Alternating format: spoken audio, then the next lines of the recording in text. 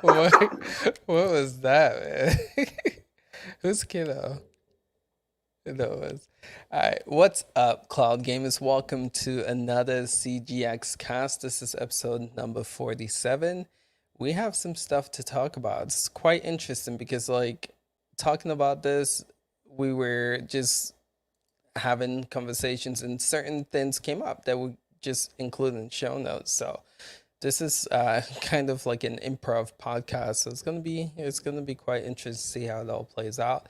But yeah, we have some news today when it comes to cloud gaming. Luna released one game. GeForce Now released 10 games this week with a huge focus on online play. We'll talk about that. Google Stadia, two games released for the platform this week with a conference happening next week. So we're gonna speculate as to what we might possibly see with that conference.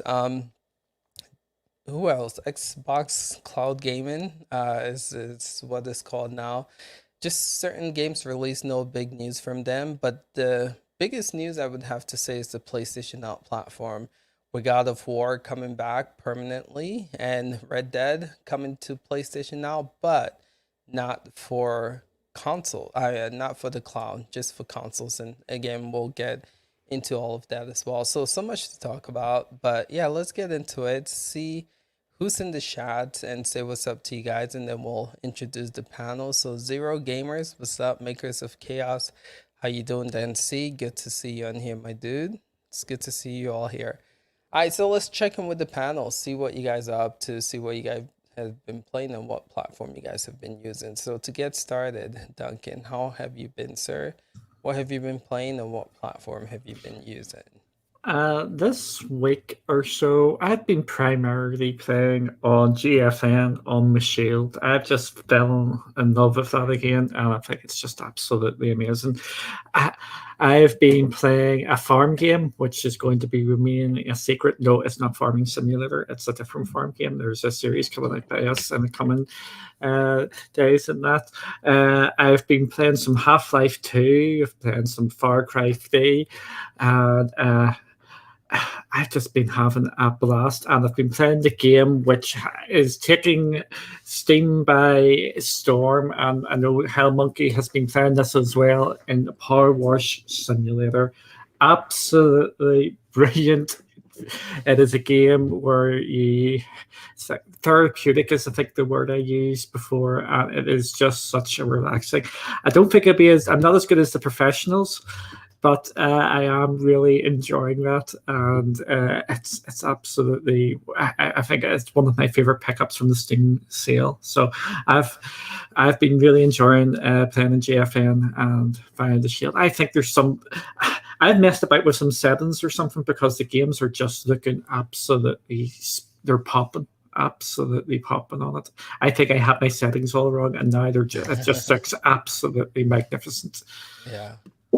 Nvidia Shield, I keep saying it is probably if you if you were like to get a console for cloud gaming, I would say that's the device to get, man. Like it runs everything pretty well. I know some people might make the argument that Stadia still doesn't have HDR in it, but still, just running Mr. Test Xbox client app, running the Xbox Game Pass APK app, it just runs everything flawlessly.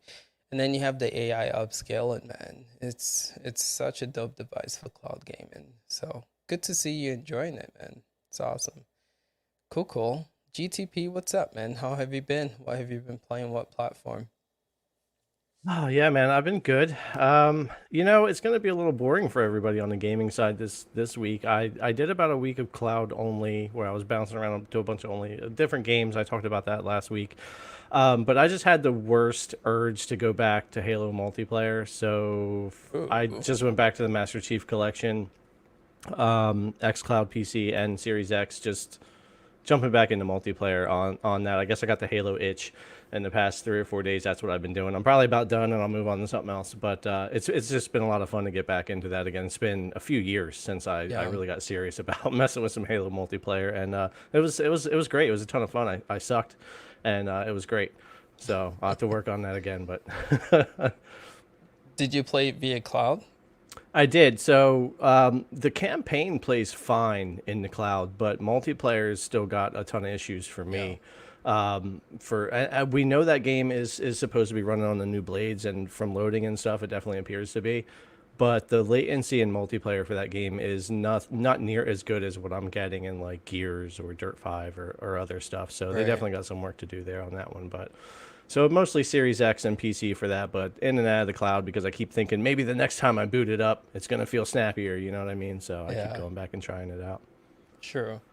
So, we were talking in Discord about like how you can see if a game is optimized for, using the Series X Blade. And I think you're right on because most of the games that you mentioned like and you see the Xbox logo and it does seem like it got an upgrade. But I want to know for you, was Halo one of those games? And if so, can you tell the difference when it comes to it being updated to the Series X Blade or not? Yeah, so because I did play a good bit, we had access to XCloud prior, right? When it was 720p, and then when they had the Windows 10 app that they shut down on us after a little while, that was like the Right. first foray into 1080, and Yeah. that was no new blades yet. And I was playing Master Chief Collection and Halo 5 and Forza and trying all those out over there.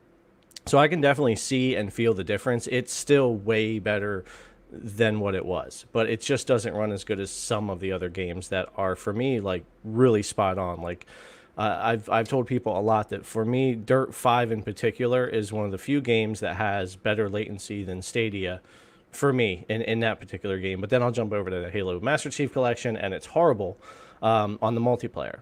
Yeah. Halo 5 isn't on new hardware yet, but the upgrades and whatever they're doing with the network has helped latency a lot in that game, Right. but it still is running and looks like it's running on the older hardware. So Yeah. I'd like to see them upgrade that one, but I can definitely see and tell the difference, but every game is kind of hit and miss on what your experience is going to be so far. Right. I wish there was I wish they did optimize every single game because that's my experience as well. There are some games, you can tell that it's running really well.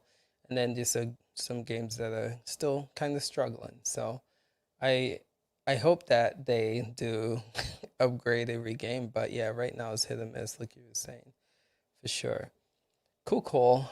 Cloud Tripping Entertainment is what we're gonna call you now, sir. How have you been? And what have you been playing? What platform? Uh, I've been good. Let me think back. What have I played? I think since the last episode. No, I did. I think I did Call of the Sea a little bit the other day. I was streaming it on Luna. Okay, I know a lot of you guys hate puzzle games, and that's a big puzzle game, but it's fun to play. It's very chill. Um, Other than that, I've been playing a lot of Sea of Thieves lately with a buddy of mine. cool. So Call of the Sea, isn't that like a sea game as well, or is that is it? It looks like Sea of Thieves, but do you actually are you exploring in the sea? Uh, Kind of, but not really. It's more of like this. You control this chick that she's looking for her long lost husband that she thought was dead, and she's trying to find him because she finds some clues that he's still alive. So it's more like a mystery puzzle game more than anything. Okay, okay.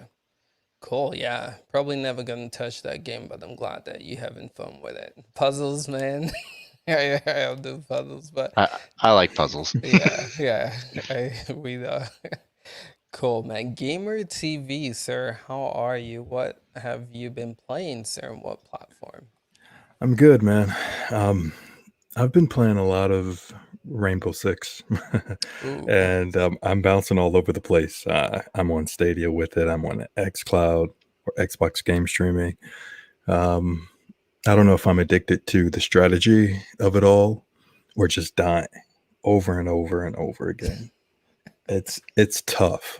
hey It is man. not your traditional first person No. shooter, right? Oh my god, man, I love it though. So that's where I've been having a good time with it. Cool. Man, people are so good at that game, man. Too It's good. almost yeah, it's almost not fun to play because you start, you just Yeah, die. Well, I don't like playing it much on Stadia only because of the PC lobbies. I can tell when I run up Yeah, on a mouse and keyboard guy. yeah. He's peeking much better than I can, and I'm like, wait a minute, dude, how are you ducking so Yeah. quickly? Like, it's like whack a mole. Yeah. You can tell it's definitely noticeable for sure. For sure. Cool, cool. How about you, Holtz? What have you been up to? What have you been playing? What platform? So this week I've not been playing or showcasing any cloud this week. I've just been distracted too much by the Euros 2020 football competition. And then when I've not been cheering my home nation on, I've actually got round to finishing Ratchet and Clank Rift Apart on the PlayStation 5 because the poor thing was collecting dust, so I needed an excuse to at least play it. And also Disgaea 6 on the Switch. So I wish these Ooh, games were in the cloud, but this time it didn't come. So I had to go back a step. okay. People are wanting to know if you're looking forward to FIFA 22. Oh, of course I am. I pick these games up all the time. You know what I mean? My family, my younger family, and that we'll just probably, have a few games. And my friends, we always have just one-on-one against them. I'm not really a big multiplayer, but I do actually support the game for a few campaign modes and just friend modes. Okay. Cool, cool. Yeah, we were talking about if we'll see an announcement tomorrow, all right, for Stadia or any cloud game platform. But yeah, we'll get into some of Well, that. I hope so. Sooner the better, I Yeah, say, because the more they drop it, the faster I can actually put my pre-order down and actually consider where I'm actually going to play. yeah, yeah, So if it does come to Stadia and it actually looks gorgeous, they can have me money. If it doesn't come to Stadia, then that's sad. I have to pick another console or something to play it on. yeah. I think this year will be interesting to see like if they do bring cross-platform play to FIFA. I think that'll make a huge difference with that game in Stadia for sure, right? So we'll see, we'll see. Hell Monkey, sir, how have you been? What have you been playing? What platform? Yeah, so a bit of GFN, a little bit of Stadia as well, just on the subject of FIFA. That's a game that I like to jump in and out of on Stadia. Just a couple of games, a couple of matchmaking games here and there. I have still never had to wait for a game on there, so it's proven, quite popular, and it's sort of debugging the myth that there's no one playing Stadia, but I wouldn't expect a FIFA game not to. Um, yeah, the win-lose record is more on the losing side recently because I don't play it as much as I used to. But it's still great, just jumping in and out. Not to just repeat too much, but yeah, Power Wash Simulator, man, I cannot get enough of that game. So, after a shift at work, I just come in, boot up GFN, stick the Spotify on, and just listen to your music, chill out, wash some stuff, man, and it's just so therapeutic and it's just so relaxing. But before you know it, it's like 11 p.m. and it's past my bedtime, and I'm all sad because I have to leave the game. so what it does is I take this to bed with me, and then I start playing Duck 5's Playground on my phone. Yeah, and that's on xCloud. So yeah, just everywhere I can, basically. You know what it's like. It's so easy. Yeah.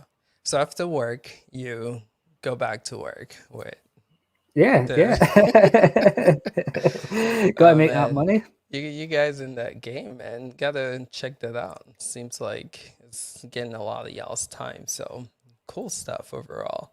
But yeah, you guys in the chat. I've been personally playing a lot of PlayStation Now, and we'll get to that in this podcast. Y'all, if you guys haven't tried it lately, I know some people are still thinking PlayStation Now runs like crap. But realistically, they've done some stuff to improve it, especially like the fact that you can use your graphics card now to upscale. I think that's quite brilliant. So playing God of War on there has been really, really fun. Great game if you guys haven't experienced it yet. But bummed out about Red Dead Redemption. We'll get to that here in a bit. But overall though, that's what I've been playing mostly this week. Let's take a sec to say what's up to more people who came in the chat. Dusty, it's good to see you on here. Lame, it's good to see you in here as well. How do you say your name? I'm gonna call you Fee. But thank you for that. And yeah, good to see you in here as well. And yeah, let's get right into this. We're gonna start with Amazon Luna. As you guys know, one game released this week, but this game is a pretty good game. I'm not gonna bash Luna this week because I did that last week. But if I can say anything, I'll just say hurry the hell up. That's all I can say. But Valkyrie Chronicles 4 was released for the Luna platform this week. Again, it's a game that I beat on the Switch, purchased it on Stadia, and now it is free. Well, not technically free, but if you remember, you can pretty much play this game for free. So what do you take on this? I know, again, a lot of you guys on here still don't have Luna, but let's just look at the library. Do you think this overall is a good get for them? And just did you guys try it? And how has your experience been with this game on Luna? So to get started, let's start with GTP. What's your take on Valkyrie Chronicles 4 coming to the Luna platform? Yeah, I think I said last week that was a good game coming. I think what else we're really waiting for is to see Saints Row the third remastered in Dirt 5. Is what everybody's kind of waiting to jump in on there. But this was a good drop for them. Again another example of Luna slowly bringing curated games to the Luna Plus channel, which continues to be a really good deal. But the game itself, the Valkyrie Chronicles aren't really my type of game, so I haven't really gotten into it. I think I fired it up on the TV stick last night for a few minutes just to boot it up and see how it looked, but I didn't really get into playing it. But I do want to say about Luna, more importantly, is you guys know, like I said yesterday, I finally got my Ubisoft Plus subscription back. There was like a glitch with my account. I had canceled it for a month, brought it back, and when I brought it back, it went straight to suspended. And for 8 weeks, I haven't had Ubisoft Plus. So no Luna, no GFN, no Stadia, no PC. That's 4 places, for your Ubisoft games. It finally got fixed yesterday, and I got to say, right back into Assassin's Creed Valhalla on Luna. GFN runs those games great as well, but we're on Luna right now, and Luna is where I tend to gravitate to play a lot of my Ubisoft games like that, like Watch Dogs or Valhalla. Wow. And I really like it. So for me, I was excited to be able to finally jump back in on that, because I think Luna does a great job with running the games on that channel. It's not perfect, but it does a pretty good job, and I really like what they have going on there, especially with the controller and stuff. So Cool. Good to see you back where you back. Ubisoft Plus. Oh, it sucked so bad. Oh my goodness, that's terrible, man. That's terrible. But how about you, Ben? You have access to Luna. Have you played any of these? Actually, Sorry, just my- one my- game. My daughter's trying to mess with me here. I'm losing my tech because she's getting in the way. You're good. Can Do you come back to me in a minute? Yeah, Hold for on. sure. Gamer TV, have you experienced Valkyrie Chronicles 4 in Luna? I have. I jumped in quickly, checked it out. Same as GTP. It runs fine. It's good experience, and I think the Ubisoft games, like Jerry mentioned, are best played on Luna as well. That's where I play most of mine. I mean, outside of GFN, of course, but Luna is just a hell of a platform, and they're coming. I know it's taking them a little time, but when they roll this thing out, man, they have so many check marks checked. Yeah. Performance is there, Yeah. details there. Once they upgrade to 4K, I mean, I don't see them dropping off anywhere. Yeah. Games are already 60 frames per second. So I'm not sure where your angst came from last week, man. Luna's the one to still watch. Honestly, they're still the one in terms of all the check marks being closest to Stadia, outside of even beating Stadia in performance-wise across the similar games. So Luna is definitely the one to watch. So I'll be real with you. I got really impatient because really I know what Luna's capable of. If anything, I think them and Microsoft are going to be the ones to watch for sure. Again, people are asking for Netflix for gaming. They have that. They have, I think eventually we'll start seeing more channels, and what that's going to bring is the AAA games that people have been asking for. Imagine an EA Play channel on here. That means you're going to get your latest Battlefield on here, right? We have that with Ubisoft Plus. So they have potential. I know. I'm just, the rollout is just too slow, man. It's just too slow for me, man. That's my biggest gripe with them right now. But yeah, I know they're gonna definitely shake. They're gonna kill it, man. They are. But hurry the hell up, Luna. Hurry up. That's all I gotta say. But yeah, let's check in with Holtz, man. What's your take on Valkyrie Chronicles 4 coming? Of course, I don't have access to Luna, but this is exactly the type of game that I actually want to see get expanded to the library. So this is I've praised the game coming to GeForce Now, and I've praised it coming to Stadia. So seeing this, it's if I had access to it now, I'll be diving all over it. It's such a genre that I really like. I love them tactical RPGs. So if they can expand more on that genre for me, I'm all over Luna. And plus, of course, it's a Sega game. Who doesn't want more Sega games? And that's me in a nutshell with this service. Yeah. Bring the games that I want, and I'll be all over you day one. Right. Yeah. This again, if he's is sitting at an 85 from Metacritic, I think it's pretty cool that they are adding Metacritic score here. So it's I mean, to me, it's game. such a great game. And if you actually liked Valkyria Chronicles 1, this game lets you run side the same story, but from a different perspective. So if you loved one, you're definitely going to love this one. I know it moved away from previous games, but if you ever wanted to come back to this type of genre or story game, whatever, this is the one for you. Yeah, highly recommend it. So I beat it on Switch, and I bought it again full price on Google Stadia. Is how good it is for sure. And so I'm gonna have 3 copies of this game. It's crazy, but anywho, let's check in with Duncan. What's your take on Luna game Valkyrie Chronicles 4 this week? Just another clever pickup by them, just adding they're expanding their library. Every game that comes just adds more and more value to Luna, the value of subscription models. I think that's all you can say. Again, we talked about it briefly last week as well.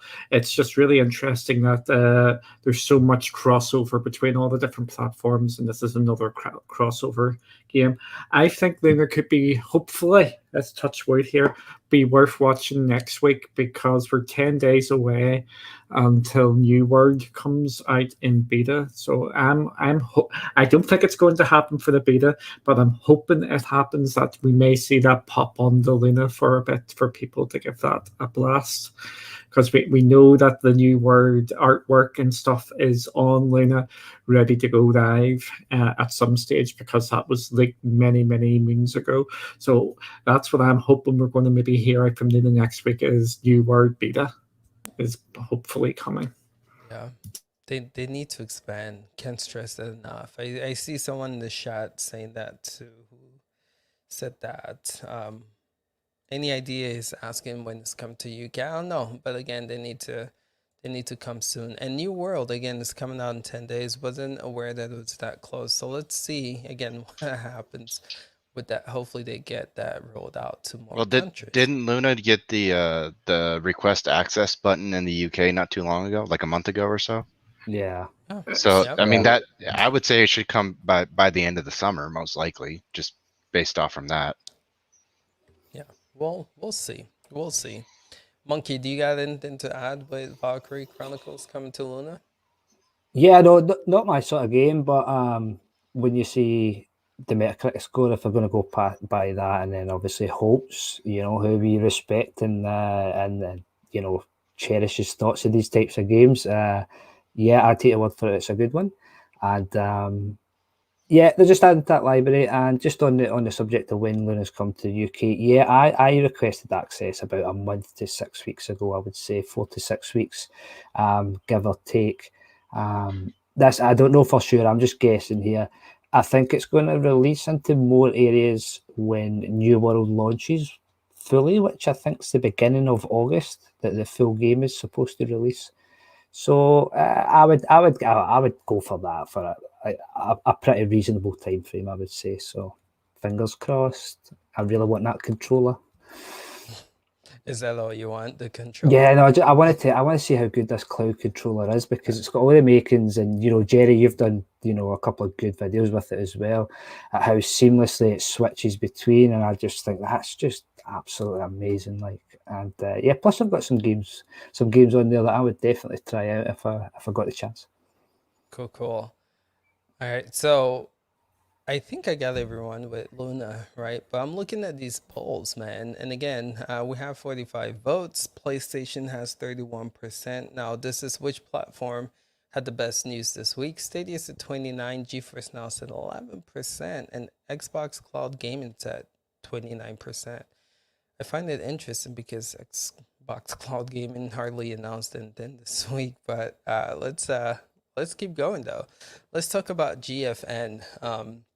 So they focused heavily on multiplayer this week, claiming there's over 400 games in GeForce Now that has multiplayer access, which is huge when you compare it to the likes of Google Stadia or Xbox Cloud Gaming or anyone else. And then we got 10 games that released for the platform this week, and those games are Ys 9, Monstrous Nox. We have Black Skylands, we have Sword of Legends Online, we have Call to Arms, Crowfall, Graven, Ironcast, Mutant, Year Zero, Road to Eden. We have Raven Rabbit, and Wushu Chronicles. Need I say more about these games this week, man? I don't know. Okay, yeah, all right. So Yeast is the only game that stands out to me out of these 10 games, but we'll check in with the panel. See, I think there's a reason why people have 11%. But what do you take on the GeForce Now news, the 400 online games, and also these 10 games come to the platform this week? So let's start with Ben. What's your take on this one? I mean, a lot of the games I would say don't really capture my interest. I would say Ys looks good. I know that's a very popular game, and it looks good. I just haven't played any of them yet. And I love the Rayman games. So anytime they add another one, old or new, doesn't matter. I'll take it. The biggest thing, the big. Dada, I'm hungry. Sorry. It's all good. The biggest thing that I would say was great about GeForce Now was the multiplayer emphasis. I think that's a big slap in the face to other competitors. Yeah. All right, hold on. We'll get right. back to you. We are laughing because we all most of us here have kids, so I could totally see my daughter's son doing something similar, which is hilarious. Gaming TV, what's your take on the GeForce Now games this week in the 400 online multiplayer games? Ys is the only thing that really interests me much as well. The multiplayer deal, I think it's good, but again, I'm not too impressed by the news. Only because multiplayer I'll just play locally. I know that Among Us and all of these other things. For cloud gaming, I'm just not sure of the value there for games like that. When you consider, I've been playing Among Us with my kid, via iOS for the longest time. So some things have a little less impact for me, but Ys is the only thing that really stands out. I think it was very weak all around. Good. Not good, but good to hear that. No. It's be fair. You're saying good because you're going to go in 2 feet here, and you're going to go, yes, this is an awful week. You've got someone to back you up. Just a minute. That's exactly what it is. Good. But let's balance it out because I know GTP might. What's your take on GFN news this week? All right.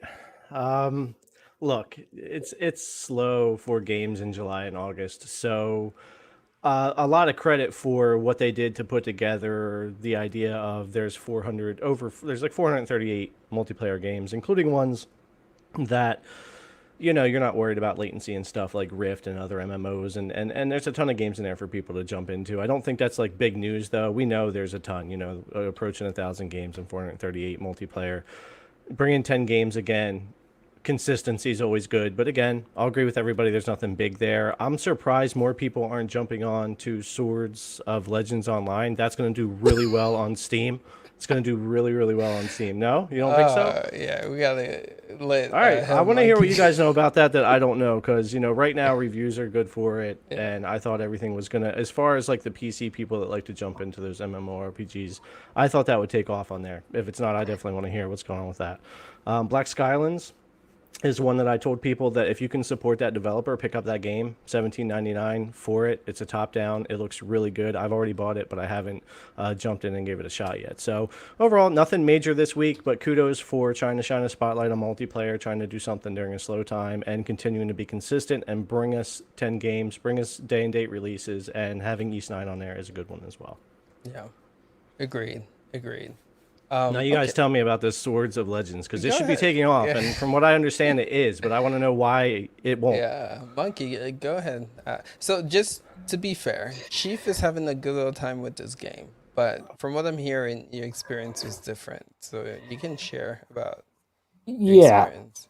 So first of all, it's still not on GFN, and so there I was sitting Friday night after work. I comes in, we gets for tea, and I'm waiting and I'm waiting and I'm waiting.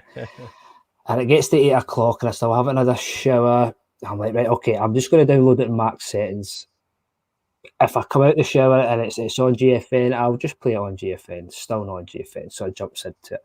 And I had the absolute worst time. The complete polar opposite from what Chief had. Chief had a great time. It's running really smooth for him. Everything seems to be working as it should. And you guys know, Duncan especially, right? And I was so excited for this game. Watching it, I was looking for it. It had everything that I really wanted to dive into just one game and just, main one game for quite a while. I was so excited. I couldn't even get off the bloody opening menu, man. It was explaining how you switch between. Wow. Sorry, that's a lie. That's a lie. When you're creating your character, the customization options are endless. It is so amazing. You can actually push and pull your character's face and shape the hair, shape their eyes, shape the mouth with your mouse cursor. I thought that was fantastic. So it's really lured me in. And then the game opens up, you get the story. That it was a wee bit buggy. The translation from Chinese isn't great. I can deal with that. Then I get into the game. It wouldn't let me pass the first menu. Scrolling from side to side along the x-axis, right and left, I got like 90 degrees one way and 45 degrees the other way. I wasn't getting a full turn circle, and I was just like, what the So it's hell? a performance issue more than a game issue for you right now on that, then. It wasn't like some weird thing about nude girls or something I hadn't heard about in the game. No, nothing like that. All right. So it could still be the pop-off popular game on Steam for a while, but with the performance issues you're experiencing, it's really difficult. Yes, and this is what's got me recently. These big games, that capture the imagination of a large audience, and then they get thrown out and they're in absolute dire state, or they're working really well one place and they're not working the other. I can accept that, but what I can't accept is absolutely no support. Like, I was on their Discord, I was on their website trying to get support. Just to help through the menu settings to see if it's something that I could adjust, and I just got absolutely no response whatsoever. And I just thought, I'm done with this, and I refunded the game. I'm not proud of it. I hardly ever refund a game, but that one got refunded. I just thought I'm just going to cut it, and but GFN, look, it's still not on GFN, so they're obviously having some issues somewhere down the line.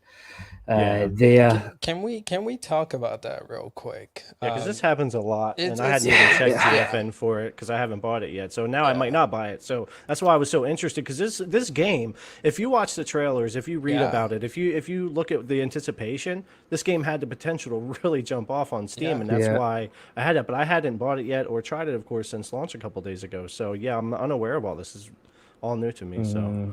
So we talked about last week about how, we give them a little credit, saying, the fact that they're not putting the games when it's not ready, we should, give them a little kudos. We don't want, a broken game. But we've seen a track record here to where most AAA games that's supposed to release either don't show up on time, or second, they have some issues that prevent it from running as well, or even showing up at all.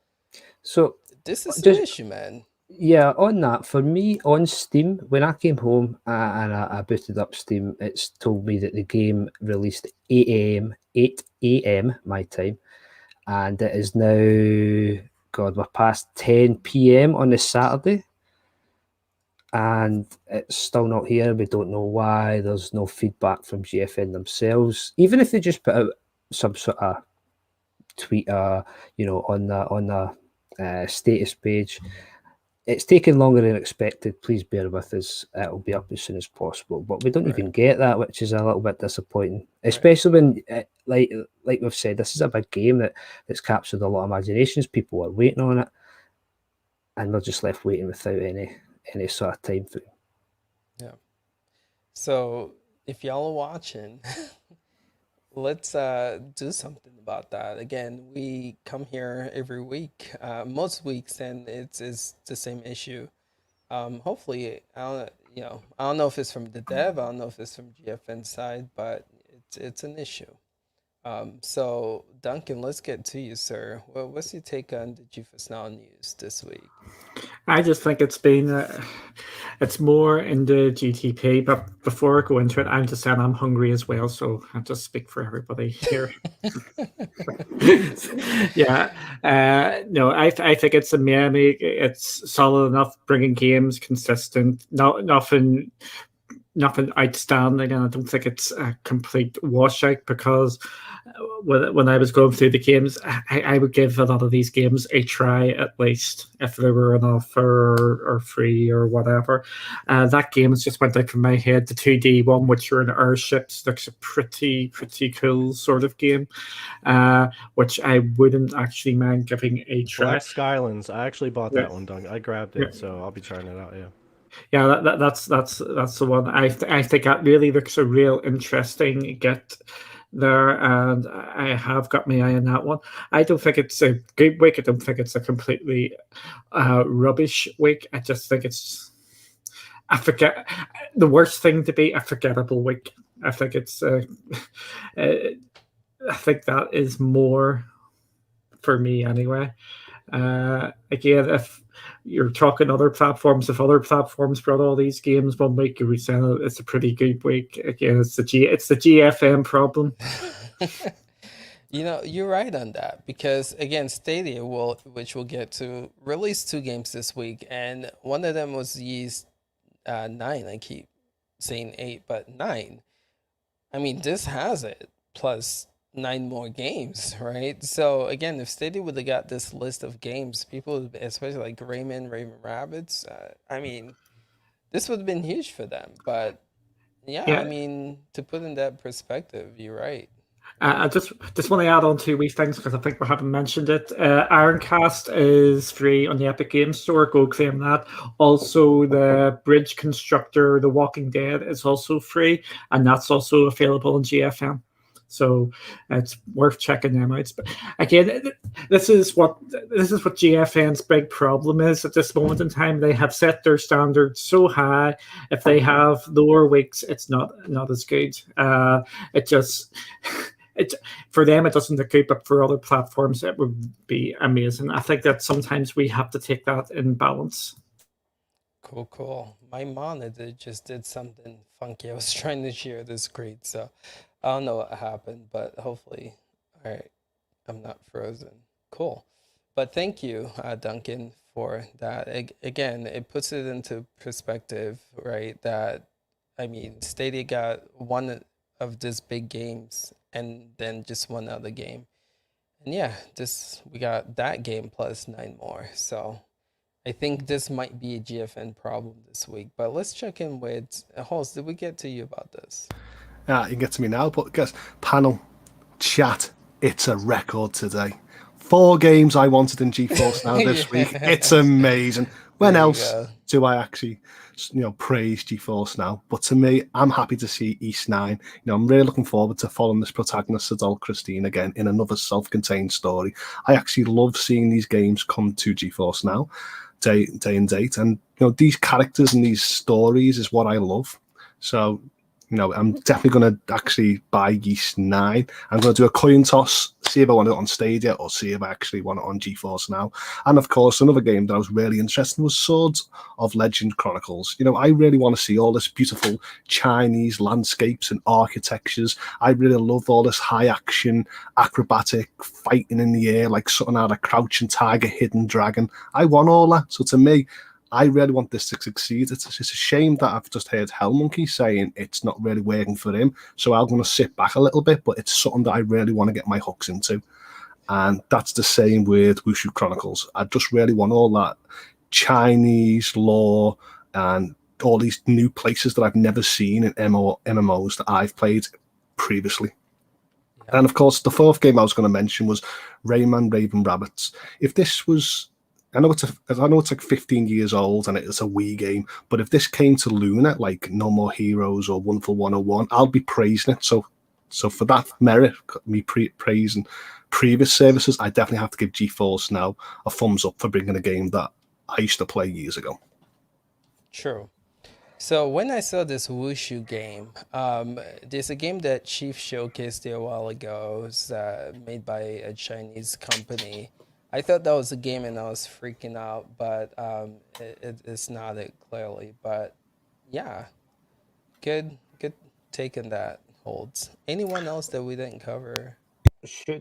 Sorry, can I just quickly mention that Wushu Chronicles is not translated into English. It's a full Chinese game, so just to put that out there. That's good to know. Oh, but that's a shame, isn't it? Bringing these games, localization and still not actually having like a soft English translation or something like that. That's a bummer.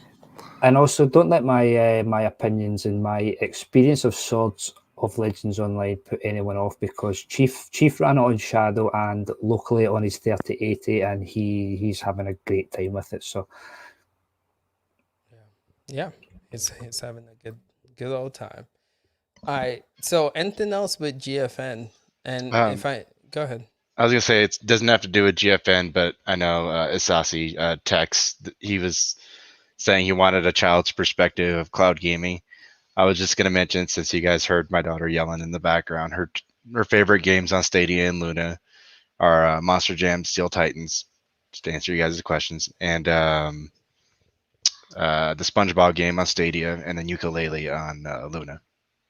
There you go. So, little heads up there for those that were asking in the chat. Yeah. Maker of Chaos, I would agree 100%. This actually was a week where PlayStation, no shots at PSN, but a week where PlayStation Now has the most news in cloud gaming. Like it shows, right, that overall it wasn't like the most productive cloud gaming week. Just put that out there, but I agree. But Host, you were gonna say something? No, I was going to say, I've got like 5-year-old nieces and nephews and 8-year-olds, and they love cloud. They've been playing like Power Rangers, they've been playing FIFA 21, they've been playing racing games like Wreckfest and Forza Rise, and there's a lot of stuff that they actually can play.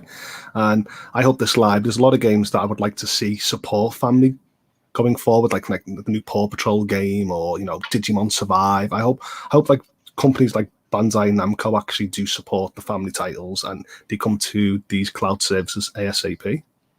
True. Yeah. True. I agree. So let's move on to Google Stadia, right? 2 games released this week. They have 2. They kind of highlighted this like it's a big deal, but this is the first time you can do 2 play free weekend games, and that's Dead by Daylight again and The Crew 2 again. These are 2 games that they have showcased for the free to play weekend.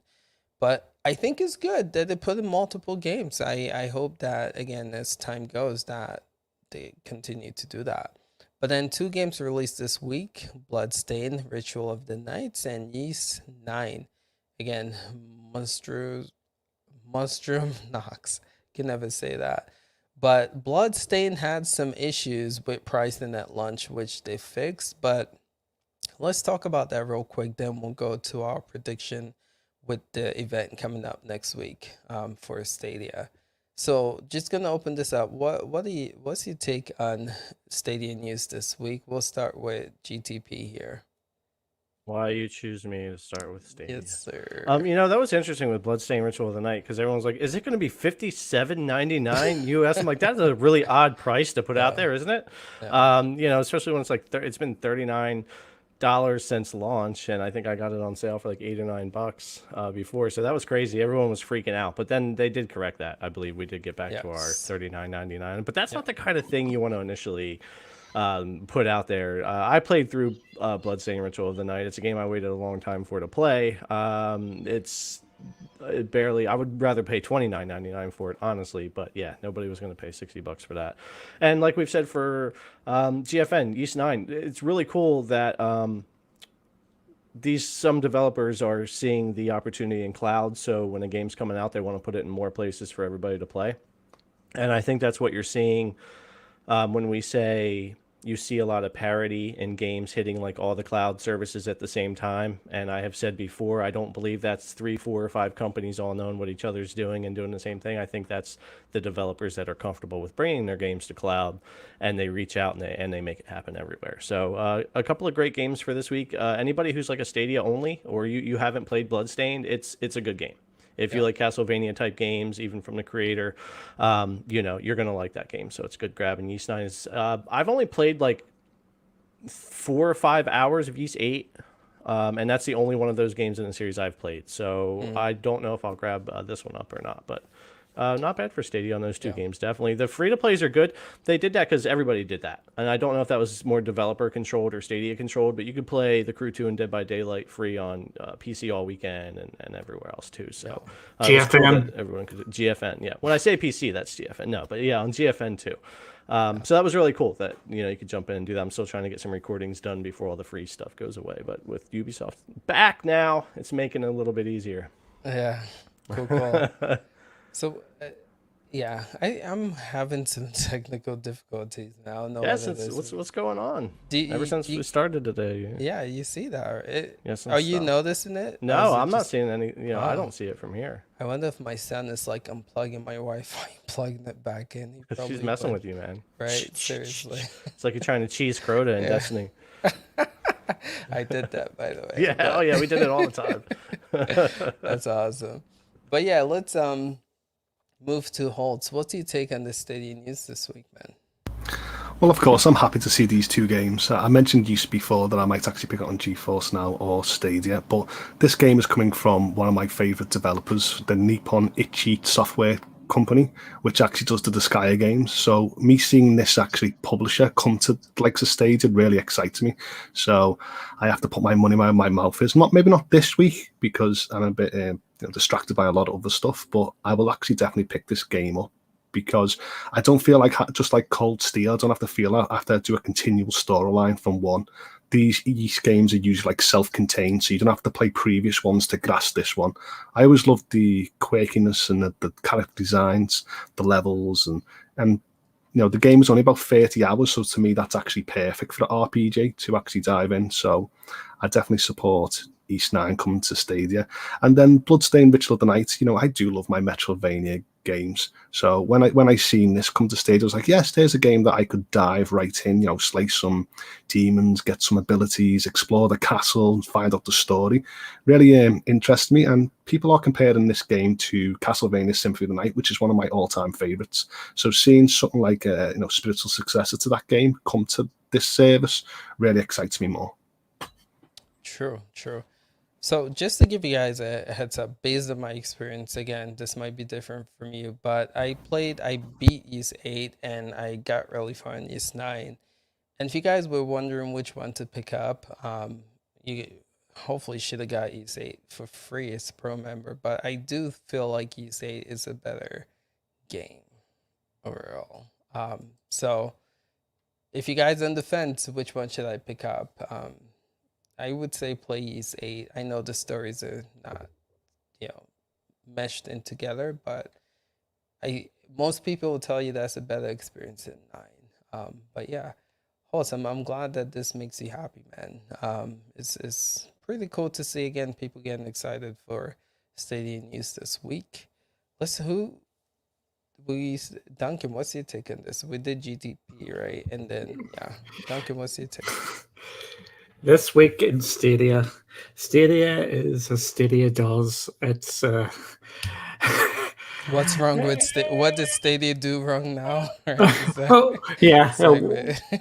What did Stadia do wrong? Yeah. Are we going to go down what Stadia has done wrong now? Or are we going to brush it under the carpet? Let's brush it. Okay, we'll brush it. Let's start with this week on Stadia, right? No. Okay. So we're not going to we'll mention it briefly with the Bloodstain, but we're not going to be talking about the developer, ignoring the developers. So, but yes, I can see how much. Yes, but if we're taking out the things, it is a it's an interesting week again. It's like what we were touching on the GFN segment. They have got 2 games. They've got a free weekend. They are GFN like this week, but for when you're marking Stadia, this is a good Stadia week if you're not comparing to other platforms. So it's good to see that they're doing it and they're bringing the game still. But I'll just say Stadia is a Stadia does. Fair enough. Gamer TV, what's your take on Stadia news this week? I'll be completely fair as usual. I'm not impressed with this week at all. Is that being fair, Gamer TV? It is fair. I mean, I wasn't impressed with GFN either, right? True. So it's the same difference for me. Bloodstained, I mean, I wish the game was about $10 cheaper. Ys 9, I mean, I get it. It's cool, but I've played a good portion of it, and it isn't my type of game, but someone else will absolutely love it.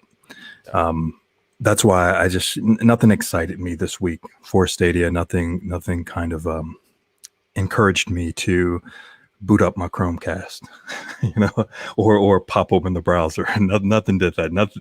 Nothing killed the hype from Siege for me, basically. So true. Again, good. We appreciate honesty here. If you're not feeling it, just say it. I hope we're not trying to shy you away from that. But yeah, it is being fair because again, you talked about GFN and Stadia. But yeah, appreciate your input for sure. Did we cover you, Cloud Trippin'? No, we did not. Let's get to you. I wasn't super impressed. I mean, it was great that they got Ys 9, right off the bat. At least they're showing improvement on getting day and date games, especially for franchises they already have on their list. So that's good. It would have been really bad if they didn't get it, considering they already have multiple Ys games on there.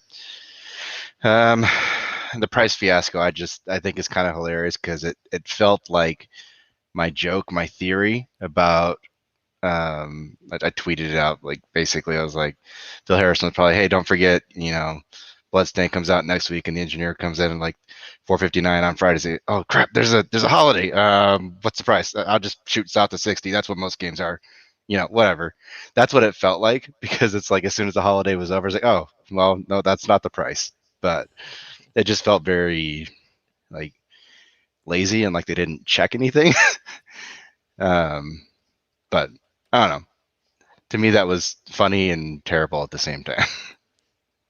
Fair enough. So, Hell Monkey, what's your take here, man? Found the mute button. Okay, yeah, not a bad week. Day-and-date game in Ys 9, which was previously announced in a previous blog post that we knew it was coming, and it arrived on time, like it said it would. Fantastic. We've checked out the game. It's looking great. It's running great. People are enjoying it that like that sort of game. Fantastic. That's all you can ask for. But that price on Bloodstained, man, that just blew my mind. That game, it's 2 years old. It's a very good game. It is a very highly rated, highly respected game. I still don't like the adjusted price on it. I still think that's way too much. And I think this is the reason why a platform like Stadia, who's trying to be, the cloud console, gets a bad perception. People that don't really have an interest in cloud gaming, or they've heard about it, or they've heard all the bad things that you see in the media and the press about Stadia, they maybe take a look at that and think, why would I be paying 40, 50 bucks or pounds, depending where you're from, for a game that came out 2 years ago and what they perceive to be a lesser performance, basically, because that's I think that's what the perception is of cloud right now, and in some instances it's true. But for a game like Bloodstained, that's going to run really well on any cloud service, any local hardware.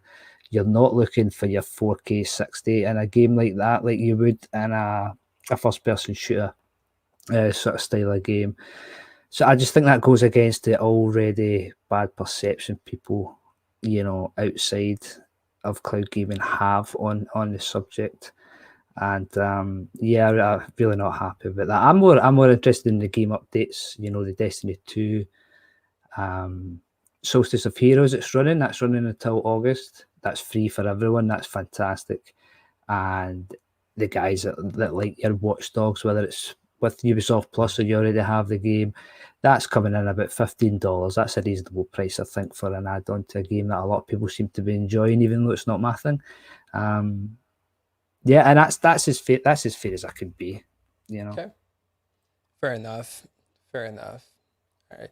So my take overall is I think this was not Stadia's best week. Again, we were just talking about, if you compare this to GFN, the biggest game this week came to GFN, but then they added another game, which I blessed into pretty good game, like GTP was saying. If you like Castlevania, this is up your alley.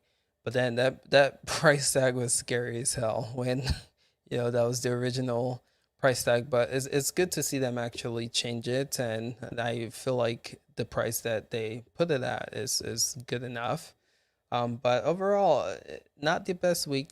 But again, this has been a slow week for everyone else. So we'll just leave that there. But I do want to talk about next week for Google Stadia, because there's a lot going on. There's a keynote happening for Stadia. There's a Stadia technical session happening. There's something called New Value for Stadia partners. And so it looks like Stadia is going, I know it's a dev summit, right? But it looks like we might hear some Google Stadia news here, maybe get some numbers as to where Stadia is, maybe get some new announcement of new partners creating games for the platform or new games coming. I do want to speculate as to what you guys, number one, what do you guys think we'll see here? And number two, what would you guys want to see here?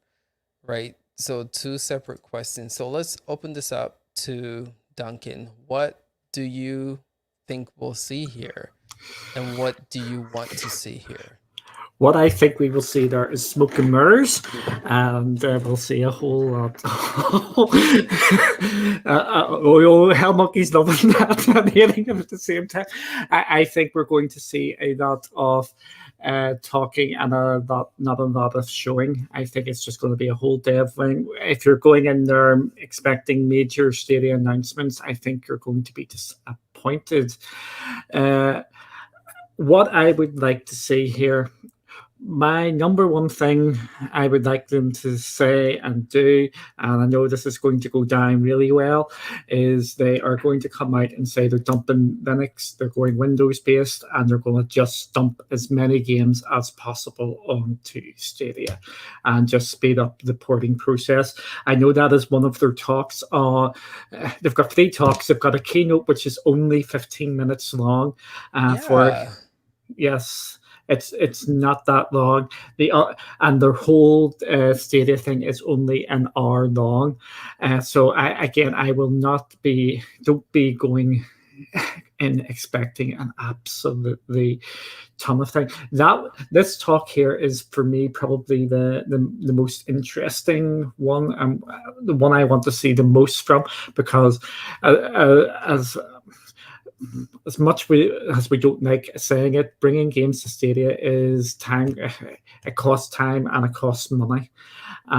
Making it easier to bring the games, if they actually talk to the devs, is going to be key, because games are what sell the platform. And as we have seen with Rainbow Six Siege over the last week and a half, that has generated a bit of buzz, and it has got people trying Stadia. So I'm just hoping there's going to be something along them lines. However, if you're a Stadia fan, I hate saying this because you really shouldn't be saying this, no matter which console is your favorite and all that, you should be going in with expectations at rock bottom. This is a developers summit, not something for the actual gamers out there. Okay, well, you heard it here. Keep your expectations low because you might be disappointed. Let's check in with you, Holtz. What are you hoping to see here, and what do you think we'll see? Well, I'm not keeping my expectations low because at least I've got something that I want to see. I just want them to show you a big, huge screen once again with the developers that are coming and working with Stadia. And then once I see that, my brain will go probably in overdrive and say I see like Bandai Namco, they're coming to Stadia. And I'll be like, yes, another publisher that I really like. Okay, it's a developers meeting. But then my brain will say, oh, that must mean maybe Digital One Survive, Paw Patrol the movie, maybe Scarlet Nexus, Elden Ring, a Dragon Ball Z Kakarot game.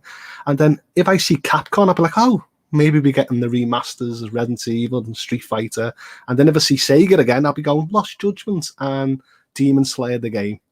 So all they have to say to me is that they're working and they're bringing games, and I'll just fill in the rest. So it can be a disappointing because it's just focused on the developers, but I'll sort of like be hyping it up myself. Okay, fair enough. How about you, Gamer TV? What are you hoping to see, and what do you think we'll see from this event? Firstly, I have to say, Holtz, that was a great way to sum that up. You kind of got me excited just listening to you. But I'm kind of with Duncan as well. Keep your expectations low. It's a dev conference, but I'm expecting more on the lines of how to work with the platform once your games are already there, such as the marketing side, how to check analytics and run different campaigns against your game within the Stadia ecosystem on the developer side, because it's tightly integrated with Google Ads. So I expect us to see a lot of that for devs, a lot of learning, a lot of new information there, and perhaps there are a few new metrics that we can tap into to really understand how the game is performing. But what I'd like to see, exactly what Holt said, man. I want to see who you're working with. I want a roadmap. I want to know what's next. Anything technical? Are we going to upgrade the blades? Or are we just going to gloss over that and stick to what John Justice said some time ago about not really announcing things? So we'll see. Okay, fair enough. GTP, man, what are you hoping to see, and what do you think we'll see from this event? Yeah, I think everybody's pretty much hitting on the same thing. The first thing I want to say is I feel like I'm in a different podcast from our normal. Like, Holtz is freaking super positive today. Like, he's like really positive about all the platforms, and I'm freaking loving it. Like GFN, but like GFN was good for Holtz. Like, I'm like, hell yeah! I don't even know what's going on. But this is great. It's a shock factor. That's what it is. I'm rivaling the entire. I don't think I've heard Holt say anything positive about GFN in probably 5 or 6 months. Right, but, January. He's still drunk. He's still drunk. That's what it is. I'm still laughing my head off because even though I'm praising it, a lot of people are saying it was okay weekend, and the polls are reflecting always against what I'm saying. So it's like. I think it's because your team made it to the finals. I think you're still right in that wave. Could be. He's feeling it, man. He's feeling it. And Ace had time to beat a freaking game. He never had time to do it. So that's it. That's exactly it. Ace, Sure, I'm chanting, it's coming home, and there's me going, it's coming to cloud, it's coming to cloud. So That's awesome. it's awesome though. It just feels like a different podcast today. Really cool. Look, similar for everybody else. I want to see stuff that we're not going to see. I want juicy stuff. I want numbers and pro subscribers and free users and things like that we just like to be able to dive into. We're not going to get any of that. And like Duncan said, go in with low expectations. And if they throw something out there really cool, like Holtz is saying, like a roadmap being the thing I would like to see. One of the biggest things I've been harping on since the SG&E situation and kind of closing off the first party thing is, okay, but what's the new direction? And if you could please communicate that to your existing base and new gamers, that would really be great. Like if we could get a real idea of the meat that's going to be going on with Stadia going forward. And the other thing being a big one is the bringing over games. That, I think, like Duncan said, that's the most interesting part, because one big thing that has to change with Stadia is bringing the games. They need to be able to bring more games. It needs to be easier. It can't cost $10 million every time they want to get a AAA. They don't make the money back. These things aren't sustainable. So I want to see a more streamlined system come together that can help Stadia do the kind of correcting that we're always saying they need to do. Besides marketing and all that, we've got the whole side of how hard it is to actually bring these games over, how expensive it is, the resources, and that type of thing. So I want to see a lot more about that. True. If they go Windows from Linux, it will super how, change the porting. So two of you guys have said that. How difficult do you think that would be? So that would mean they'll have to change all of the server blades, right? I mean that sounds how No. Software only. No? So they may have to run the existing ports on a Linux closed, there may have to still be a shadow of Stadia running those games, but then they would be able to bring new games over. They could easily change the software that would be capable of running the current hardware, and then they have the issues of like the new Stadia development kit and things that Gamer TV would know more about than me when it comes to making that changeover, so they can help them. But that would, so many developers are already used to Windows 10 and the upcoming Windows 11 and the feature sets and stuff like that. It could really give Stadia a jump start as far as the content that we're always talking about, because they need that. They need a boost in content. True. So Gamer TV, how does this process work? Do you just give like your percentage? Do you think this is something that they can do? And do you think this is something that we'll see? It's definitely something that they can do, but it'll be time consuming. They need to rewrite a lot of code and create a lot of hooks. If they choose to continue to run Stadia, I guess, in the background on the current Linux platform and create hooks to connect a new Windows environment to it. That's one way, but you're also going to degrade performance that way. And with cloud, you want every little bit of or ounce of performance that you can squeeze out of it. So you need an entirely new Stadia build for Windows, and that'll take a lot of time to really perfect and get going. But it's definitely possible. Hardware can stay the same. New drivers, change out a few components here and there. But at the end of the day, it's something that can be done. And Google, they have the manpower to make it happen and money. But will they do something like that? I highly doubt it, because they're very stubborn and they're big in the open source world. And I think they care more about open source than they do Stadia. Okay, so we'll wait and see if they do make that type of announcement. But I think we were talking about Luna earlier, and we were talking about like some of the benefit of Luna, and again, when they get everything firing and all cylinders, how they'll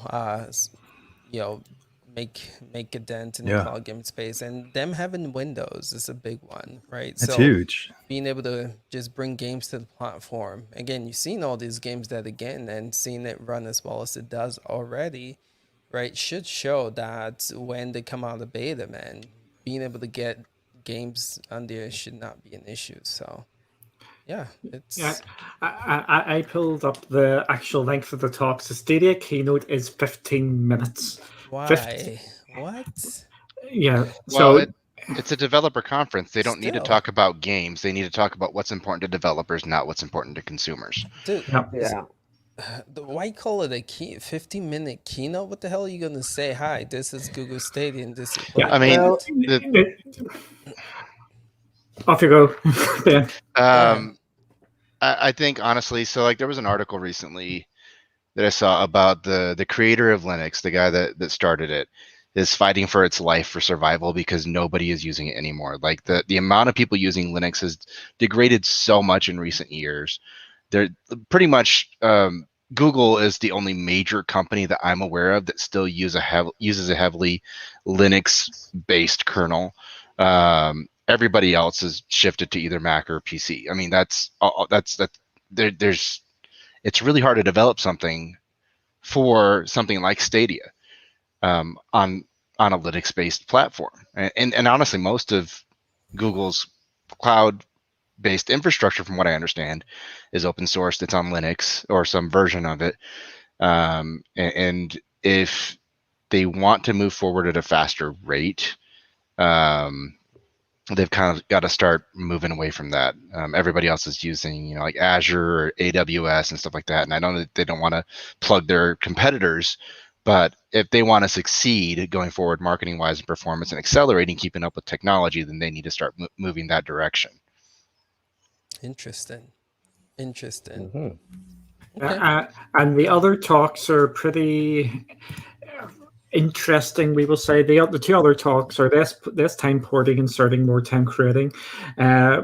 Learn from Stadia product managers about how we're making it more efficient to bring games to Stadia with significant investments in cloud native tooling and automated certification processes, as well as third party engine improvements, is the first one. And that is 25 minutes. And the last talk in this hour-long session is bringing you value to Stadia partners. This one may pick up some ears here. As brand new incentives are coming to Stadia, and they empower developers to drive their success in awesome ways. Come learn how to make the most out of publishing your game on Stadia and take advantage of everything the platform has to offer. So I think you could go well down speculation alley with that one. Yeah, but here's the thing: what happens when publishers do come to the Stadia with a game and they get ignored? Like we've seen, that it's been heavily highlighted this Hey, week, we said and we it's weren't gonna do it. and it's been it's happened in the past. No, but It's all good. It's all good. Go for it. Duncan's led me into the point I was going to make. So they're speaking a lot about working with partners and making it easier to bring games. Now, please don't just say this. Don't, blow smoke up our asses, the all smoke and mirrors thing. Actually go out and do it. Like, don't just say you're going to do it. Actually make it easier.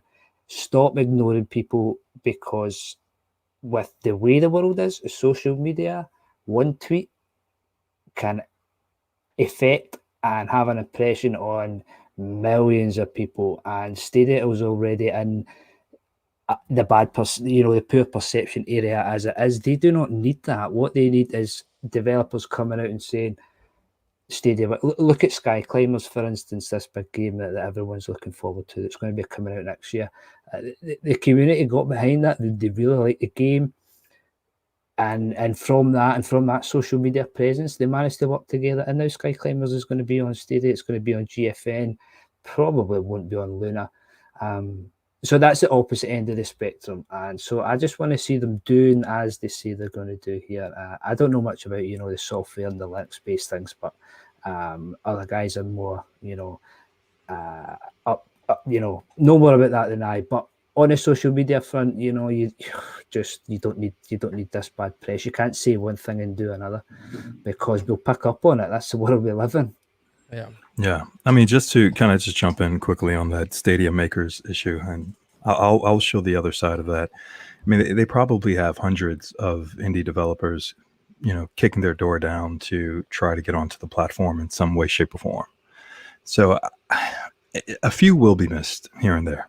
Some, I mean, and I'm sure there are another 30 or 40 of them that hadn't heard back either. So it's just kind of, where they are within the process. I can't really speak for them because I don't have that level of inside information, but I am willing to give them kind of a pass on a situation like this, only because they've probably talked to 200 indie devs and missed about 40 of them. And, one out of the 40 probably decided to make a little noise on Twitter about the situation. And I'm not going to demean or marginalize their issues, but at the same time, there's a give and take.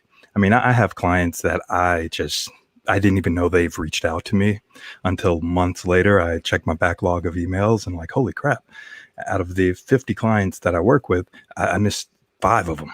Sheesh, I'm sorry about that. So, I'm a little more forgiving in that respect. Yeah, no, that's actually a great point, GMRTV. One that maybe I overlook because it's Google. This is a massive company, and I'm in the camp of how difficult is it to have someone go through the backlog. Right, we haven't reached out to these people that have reached out to us yet. Can we get in contact with them and tell them that we are, got a high demand and we will get to you? How is that difficult? Yeah, no, I agree with you. I think Yeah. the overall process probably isn't what it should be. They're a large company, but then again, the Stadia division, I'm not sure what they're working with over there. Um, you know what I mean? So it's a little weird. I've mentioned that in the past. It sort of seems like, and we know a lot of people left. That's been highlighted. I feel like with just some of the things that have happened, like the price difference and the blog not coming out because it's July 4th weekend. Like, is there only 2 people working there or something? You know, Sir. like it sort of Uh, feels like they're running really thin. yeah. If they can't, do simple things like that, and that really annoys me. That doesn't matter to the wider. That's the impression I get anyway. Yeah, yeah. I mean, I'm working on a support issue that's about 3 months old. I can't create a video capture at all. No matter where I play Stadia, I cannot create a video capture, and I'm talking to the same robot for like the last 3 months. I'm like, I'm sending over email replies that just doesn't make sense now. I'm like, oh yeah, my TV's great. Don't you love watching the new Superman and Lois show? And they're like, well, can you tell me more about your problem? I'm like, oh god, this is pointless. So That's a good point. Like, how many people are working again, like missing the blog post? Are you missing it, right? Because number one, you don't have the information, or number two, you can't share the information, or number three, just people are too lazy to do their jobs to get this up and running. Like what? uh, Stuff like that should not. You don't see GFN missing GFN Thursdays, right? Since they started doing that, they've been consistent to bring it on Thursdays, sometimes even earlier for us creators. So in a way, like, who's dropping the ball when it comes to getting these Tuesdays? Anyway, don't want to get So all I was, into gonna- I was, that. I was going to quickly say, I know the PR team are terrible. Can't blame them, but you can blame them because they're terrible. But for me, as just a casual, They have a PR team. I thought it was just community managers. yeah. So to me, just being a casual gamer, for me, I don't see all these like social media issues and stuff like that. I just go to the Stadia store, or I go to YouTube content creators, and then I just look and see what games are coming to Stadia. So when I look what games are coming, I'm like, oh, there's multiple Ubisoft titles. There's potentially 2 EA games coming. There's potentially a Sega game. And to me, I'm seeing that Stadia is supporting the developers that I like, and I don't see any other information that's saying that they're not. So maybe it's just for people who are in the know that the dodging developers. And if they actually did, and playing devil's advocate here, if they worked with more indie devs, I'll be the first one to say, I don't want this cloud service. It's full of indies. So I'd rather have the developments that I support. I just want to get this out here. We are not hitting on Chris or Grace or anybody there. I think if we're saying it's a tiny crew, we think they just need more support. Would I be right in saying that, guys? 100 Yeah. $1,000 billion I just want to get out there just in case our what we've been saying gets misconstrued slightly. We're not slagging off the people who are doing their jobs. I think they just maybe need some more support there. Right. I mean, community managers are great, and we need them. They're great for handling the community, but we need PR people that are the face of the company, that are handling inquiries with the devs and the publishers and the media, dealing with people like Kotaku and The Verge and stuff like that. And we don't really have that right now, that we, at least not that we see publicly. Can I say something about the community manager? All right, so they can do better. I'm just gonna be 100% real. Shout outs to Grace, shout outs to Chris doing the job. But realistically speaking, out of all the cloud gaming, let's take Microsoft out of there, because I'm not seeing the marketing team is on point. But when it comes to like managing the community, Can I just stop you there? I'm just go ahead. They're doing a cloud stream all next week. I saw that. So hopefully that's something new, something good. But realistically, like I was saying, out of all of the people that we're working with, I would have to say just Stadia is I don't want to bash them, but they're down there, man, when it comes to just community support. So Again, I don't know if it's PR. I don't know if it's Grace. I don't know if it's Chris. But you guys can, I mean, we saw what they did. Let me just say this. I'm going to shut my mouth. We saw what they did with the launch of Rainbow Six. That should be something that happens more frequently, more consistently. And it's like that happened and it's not happening anymore. Like, yo, don't just support one game, you know, like have that be something. I praise them when that happened. We need more of that, you know. Anyway, that's all I have to say with that. But I was just going to add in there, Chris and Grace could have their hands tied because they are the leaders in there. They have to answer to someone above them, in the higher ups in Google, and that's what really bugs me with Note. Google are not a consumer based company. Even though they sell a lot of consumer products and services, they are the absolute worst at working with the general public, your general consumers. And I just feel like that the hands have been tied in what they can and can't do.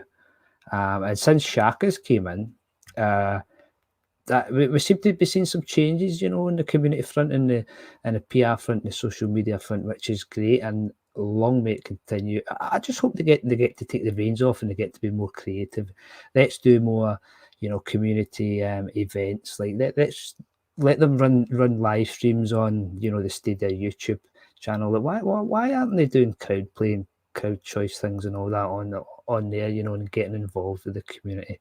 That's how you get the name out there and get it out to a wider audience, and let those guys do what you're paying them to do. Let them interact and engage with the community and that sort of way that shows off, what Stadia can do. so I hear that 100%. Let's check in with GTP. I know he doesn't speak until he's called on, but I'm curious to know Oh what you no, have to say. if I got a butt, I'll butt. But I Okay, like to cool, listen. cool. I really love to take in everything all you guys have to say. I mean, Yeah. we talk in the background all the time. Yeah. It's actually pretty cool. We've all become pretty good friends in the background. Look, I've said a good bit about Stadia. I've tried to get to the point where while I won't drag Duncan in, but we probably still agree on a lot of our original statements from back in February and March about the roadmap of Stadia's future and things they need to do and brandings and ways to bring games and all kinds of different stuff and how are they going to survive and make it. And there's many issues with Stadia, but the biggest one, and I'm still sitting here thinking about it because when Gamer TV said the statement, it was impactful when he said he felt like Google cared more about open source than they do Stadia. And while that would obviously make a lot of sense, that's like ouch, because look at the difference between Xbox and Microsoft. We're now going to get a Windows 11 that's geared so heavily towards gaming and taking features from Xbox that they've encroached and like gaming's taken over Microsoft. Google, there's no Stadia takeover, there's no love, there's no connection. And I think that's the biggest issue with Stadia. We need roadmaps, we need numbers, we need content, we need player base, we need marketing, we need all these things to come together for Stadia. But nothing, literally nothing, none of that can happen if Stadia and Google aren't hand in hand, arm in arm, going together and creating a great gaming product. And I just haven't seen Google care about Stadia since its launch. For me, for my opinion, that's just the way I've seen it. They just don't seem to care about its success enough. And I want to see that change because that's the only way Stadia can change. Yeah. I'm glad you said that. And if you watch the GDC, and I bring this up, and I think it's quite funny, but if you watch the GDC when the CEO of Google came up and was introducing Stadia, his first statement is, "I'm not a gamer." Like he talked about like the games that he played, and it's not like true AAA games, but I think that paints the picture for whole. I mean, he's the guy like in charge of Google, in charge of, so he's not a big gamer. That's what he started off with, but then he brought Phil Harrison in, who he, I'm assuming, hired to run the State Department. But it almost sounds like, I'm not a big gamer. I know the potential of gaming. I know how much people it can reach. I know, like how much money it can make for us as a company. So this is why, this is what we are trying to do. This is why we're creating this product. Other than like, I'm passionate about gaming. Like, I think what you guys are saying here is true as to like Google's focus is not about, like, gaming is not a big factor for Google as a whole. Seems like they're doing it to get something out of it instead of doing it because something that they value as a There's a company. ton of money to make in gaming, and I've said before, I feel like if you're as old as me and you watch Kevin Costner in Field of Dreams, I feel like they went with the if you build it, they will come mentality. And Right. if we build the best cloud gaming tech, which to date, today they still have, um, the games will come, the players will come, and that's not how gaming works. Gaming is way less about the tech, even though we love to get into all that, than it is about the warmness, the experiences, the community, and feeling like the company that you're gaming with cares about the games that you're playing. And I just feel like sometimes for a lot of people, Stadia feels cold and heartless, like Google and them, they're just not together when it comes Right. to really making people feel that kind of gaming love there. So That might be something that needs to be looked at, instead of like all this stuff we're requesting with roadmaps and more games, maybe changing that part of things, but again, like I said, the change that happened with Justice being gone and this shift happening, I think overall that might be a good thing because what they were doing previously wasn't working and they made this internal shift. So let's see, hopefully, if that can make a difference with this whole platform as a can whole. can I say something just based off Sure. from Jerry's comment on Xbox basically taking over Microsoft or feeling that way? So just something to get you guys thinking. This is a perspective thing. I've read a few books on like futurism and where AI is going and all that stuff. People losing their sense of purpose because more and more jobs are getting automated. Their jobs are more meaningless, things like that. There's a reason you're seeing a shift in Microsoft's perspective, all the movie theaters, all the channels. Everything's very entertainment driven now. To fill people's time more than ever. The fact that we have millennials and Gen Z, that kind of pushes it even more between being a generational thing and a purpose thing. And companies know that they're targeting that. Google should know that now as well. I mean, they have the Google Home speakers and the smart home stuff. They're filling your life with stuff like that. They need to be focusing harder on Stadia because every other company knows that. It's entertainment is more valued than ever before in terms of Western civilization. Yeah. So That's Ace, let me piggyback yeah, off of what you were sure, saying earlier, sure. man, about the John Justice thing, because it makes sense. It ties in neatly with everything Ben just mentioned as well. And sometimes in the community we have blinders on if we love a product or brand so much. We're like, oh, Stadia's okay. Stadia's doing well. Stadia's doing fine. If they were well, doing fine, doing okay, they wouldn't have made all of these changes. Someone internally with Google, they're like, hey, things are not okay. Things are not well and things are not fine. So let's not lie to ourselves. We need to change something to make this thing work. So it's good to see that internally someone has realized that. Yeah. Versus us out here in the community still lying to ourselves. Oh, it's okay. Everything's fine. Stadia's this and Stadia's that. No, if they can be truthful internally at Google and Stadia, we need to be the same way externally. Right. And hopefully we can get there. True. So again, this shift might be what Stadia needs.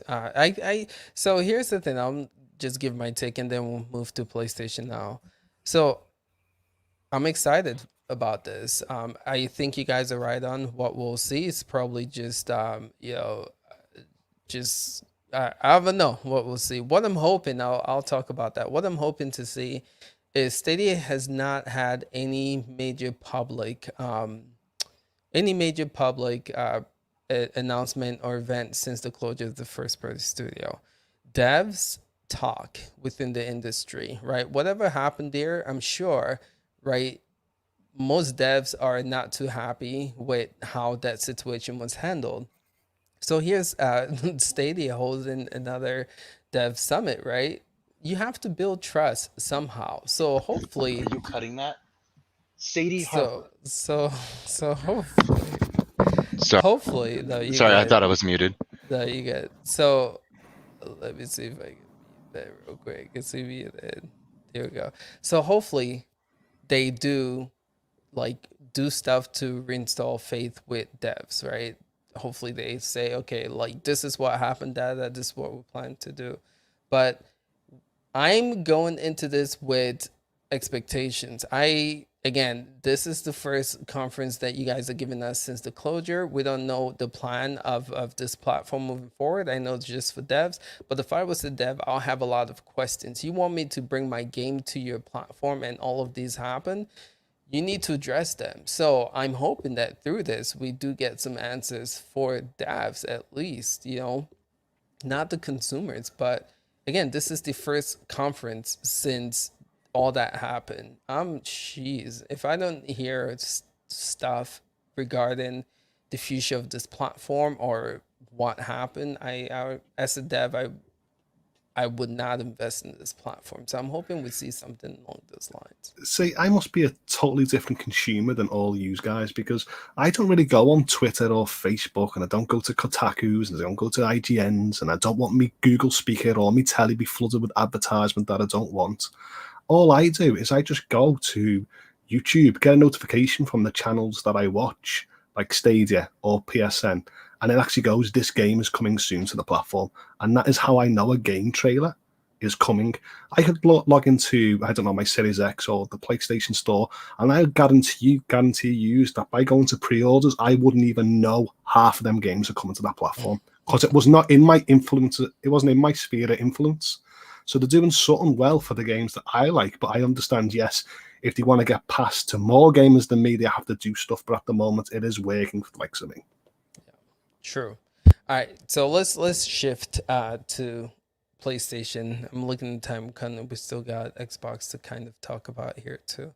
So we had some games released for this platform. Just gonna list them off. God of War made a return to the platform. Nier 2, Neo, however you guys want to pronounce it too. It's a pretty good game. Again, I believe it's PlayStation exclusive.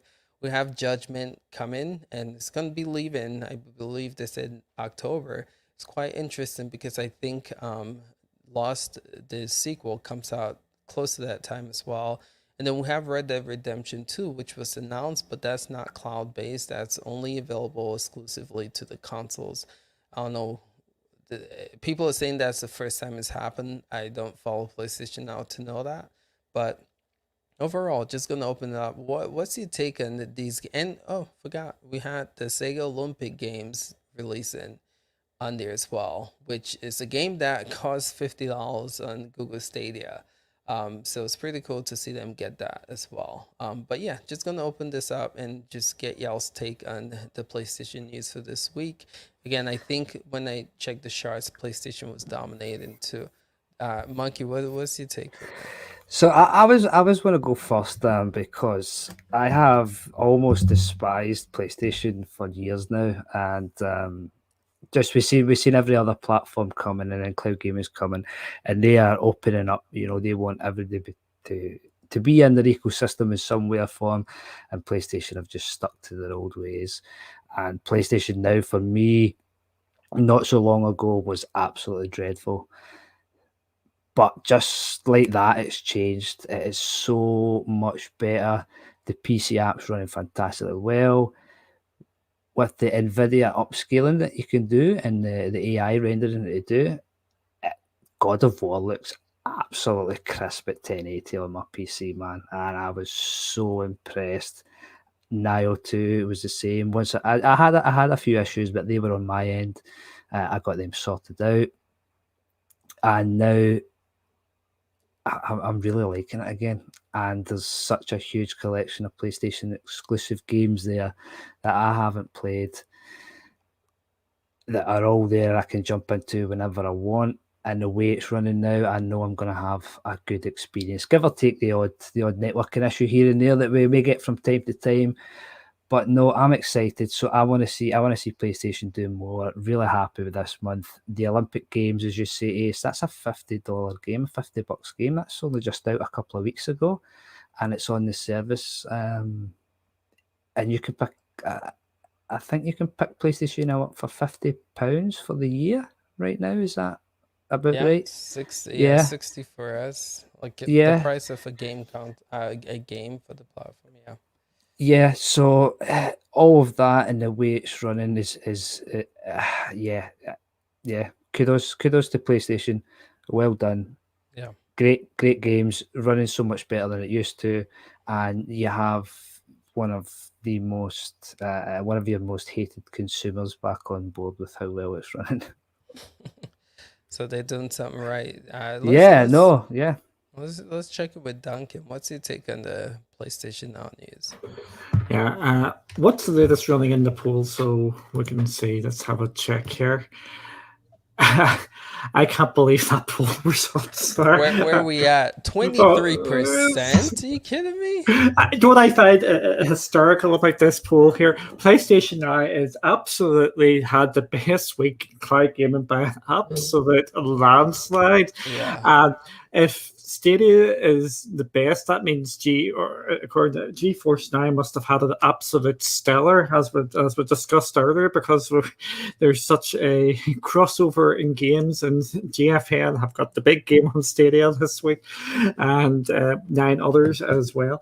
I don't know what's going on. PlayStation have just dropped it. They have brought in God of War. They've got what I call a near-day datum release in the Olympics as well. They've got Neo 2. They bring the content.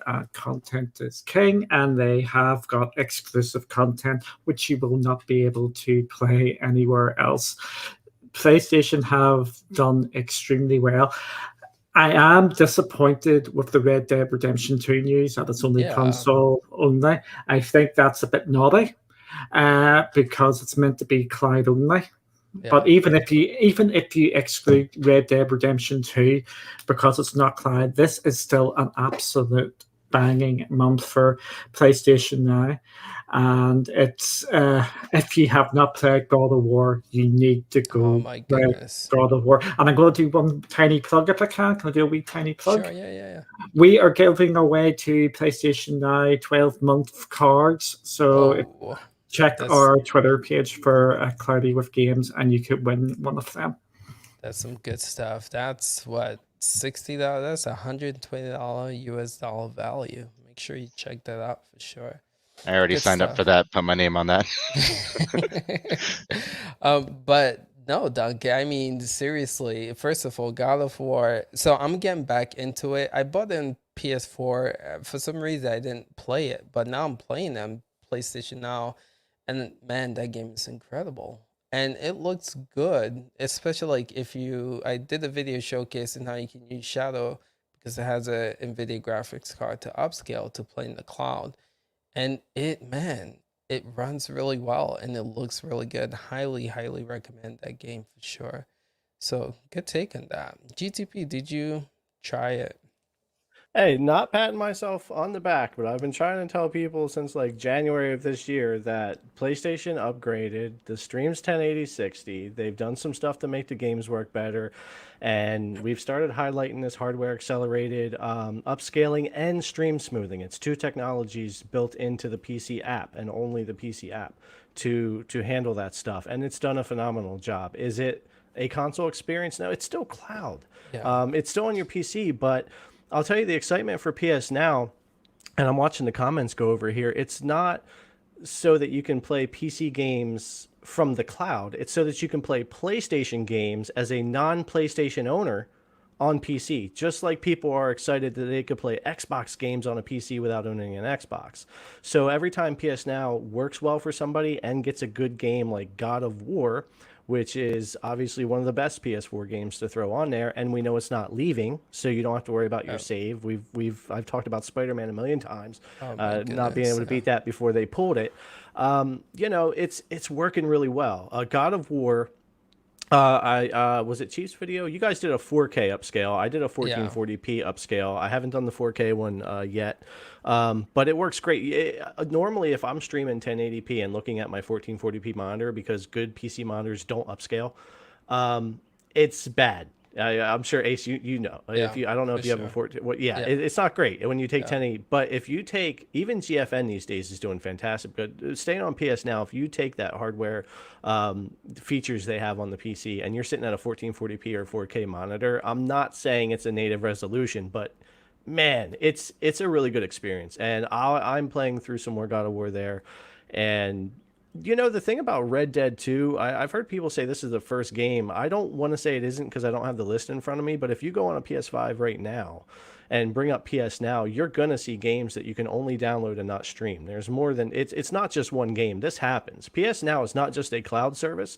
PS Now is a service to bring, it was for backwards compatibility. It was born out of the idea that they couldn't do what Microsoft was doing at the time. So they wanted to bring PS1, PS2, PS3. They wanted to bring games downloadable and streamable. PS Now didn't just be there for the cloud. So there's been more than just Red Dead, and there's going to be more games in the future that are downloadable to your console and not streamable in the cloud. It's going to happen.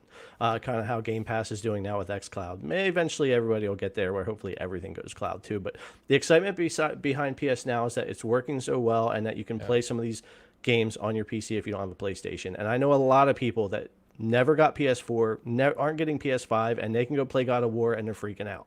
They're really, really loving it. Yeah. It's crazy. GTP, let me paint this picture for you, man, right? Imagine next month they release Spider-Man, put it there permanently. Then the following month, Ghost of Tsushima, right? And then the following month, The Last of Us 2, right? Imagine that.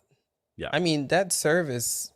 Look, nobody's going to knock the power of PlayStation exclusives. You know, crazy. everybody's got their positives and they're great at cinematic experiences. They have some of the best when it comes to some of those single player campaign, you know, exclusives. Like you're saying, if they've like started putting one, like we wouldn't even complain if it was one a month, right? Yeah. Almost like you start giving us one a month on PS One a Now and tell me month. it's not leaving. You know Yeah. what I mean? It's staying there, and all of a sudden, all these people on PC that never wanted to buy a console are like, wait, I can play God of War, I can play Last of Us 2, I can play. It would really be exciting if they start doing that. Right.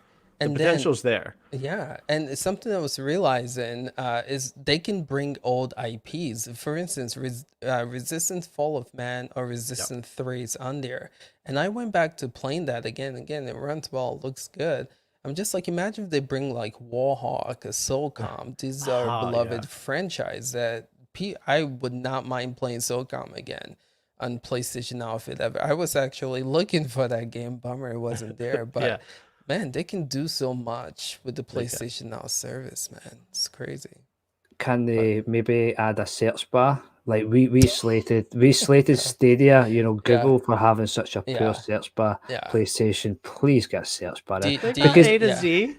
The UI needs because oh, yeah, it's we'll bad. go to A to Z. The UI is so bad. It's not funny. Yeah. There's nothing worse with A to Z when you think it's like Last of Us, and you look for L and you go, oh, it's The Last of Us. Oh, the people. Damn it, I've been scrolling. Yeah. Gamer, what's your take on PlayStation Now news this week, man? You know, I think it was positive, and I've been pretty harsh on Stadia and GFN, but I can be a little lighter with PS Now. I mean, they've done a great job this week, and like you guys said, I won't take much time, but yeah, you bring these exclusives. I believe that's all that matters at the end of the day. If the performance is well or good enough, graphics are good enough, you bring the exclusives, and now you're like, okay, the convenience of cloud is everywhere. And what's left? And that's all we're going to look towards. You know, where can I play this game or that game or whatever? We don't really want a platform where you can play the AAA games anywhere. I mean, my options are just limited at this point. But when you talk about PS Now and Xbox game streaming, I mean, these guys, they're going to have the exclusives. Yeah. And that's what you really want. That's almost the purpose of cloud, to play something that you can't play anywhere else without investing a ton of cash in hardware. Yeah. So. Yeah. What this shows me is that they can compete, right? Again, performance wise, I feel like they're getting up there, right? And look wise, it's looking pretty well. Again, the Xbox cloud gaming still 1080p, and so is GFN right now. So they're up there with them when it comes to resolution. All they need is just having the games that don't leave, man. If they can really invest, I mean, they have Marvel, the Avengers. It shows that they can get third-party AAA games. They just gotta keep them longer, man. Yeah. Anyway. They have leverage, though. You know that. I mean, it's Oh, yeah. PlayStation, Xbox. yeah. They have so much leverage. Oh, They'll say, "Hey, man, your game isn't leaving," and these developers, they'll say, "Okay, cool. Well, what's the kickback for us?" It's like your Right. PlayStation, your Microsoft. Fine, the game Right. will stay. Right. True. Yeah, and let's be honest as well. Like PlayStation have the most loyal fan base in gaming. Maybe Nintendo's close to it. So when cloud does come full circle and it becomes more mainstream, those PS ponies are going to be shouting PS Now from the rooftops, and they have games. They have the games. They're on there already. They just need to maybe add just a wee bit more. I don't think we're going to get day and date games. I don't think PlayStation will ever do that. But if they give us them maybe 6 months to a year down the line, and hopefully come onto more devices. But I think that's a wee bit in the future. Let's see Android and iOS hopefully, my goodness. and really see them put out the streaming service, to the next level.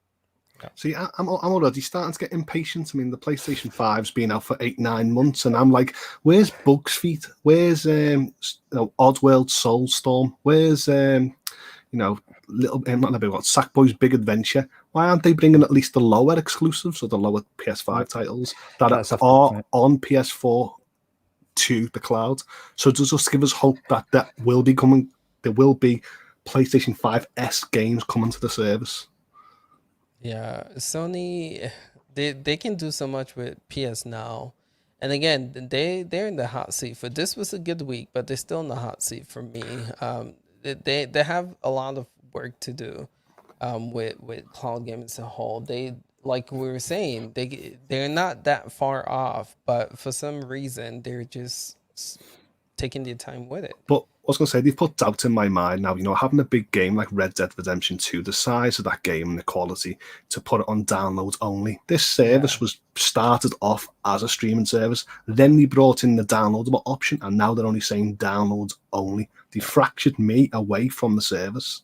So, and then, of course, it's good to see God of War, but I've already been stung that they already took away all these exclusives. So I know to a lot it's actually new for them, but to me, I'm like seeing God of War and the type of game that says, well, it should have been there a long time ago. And it was, but then they took it away.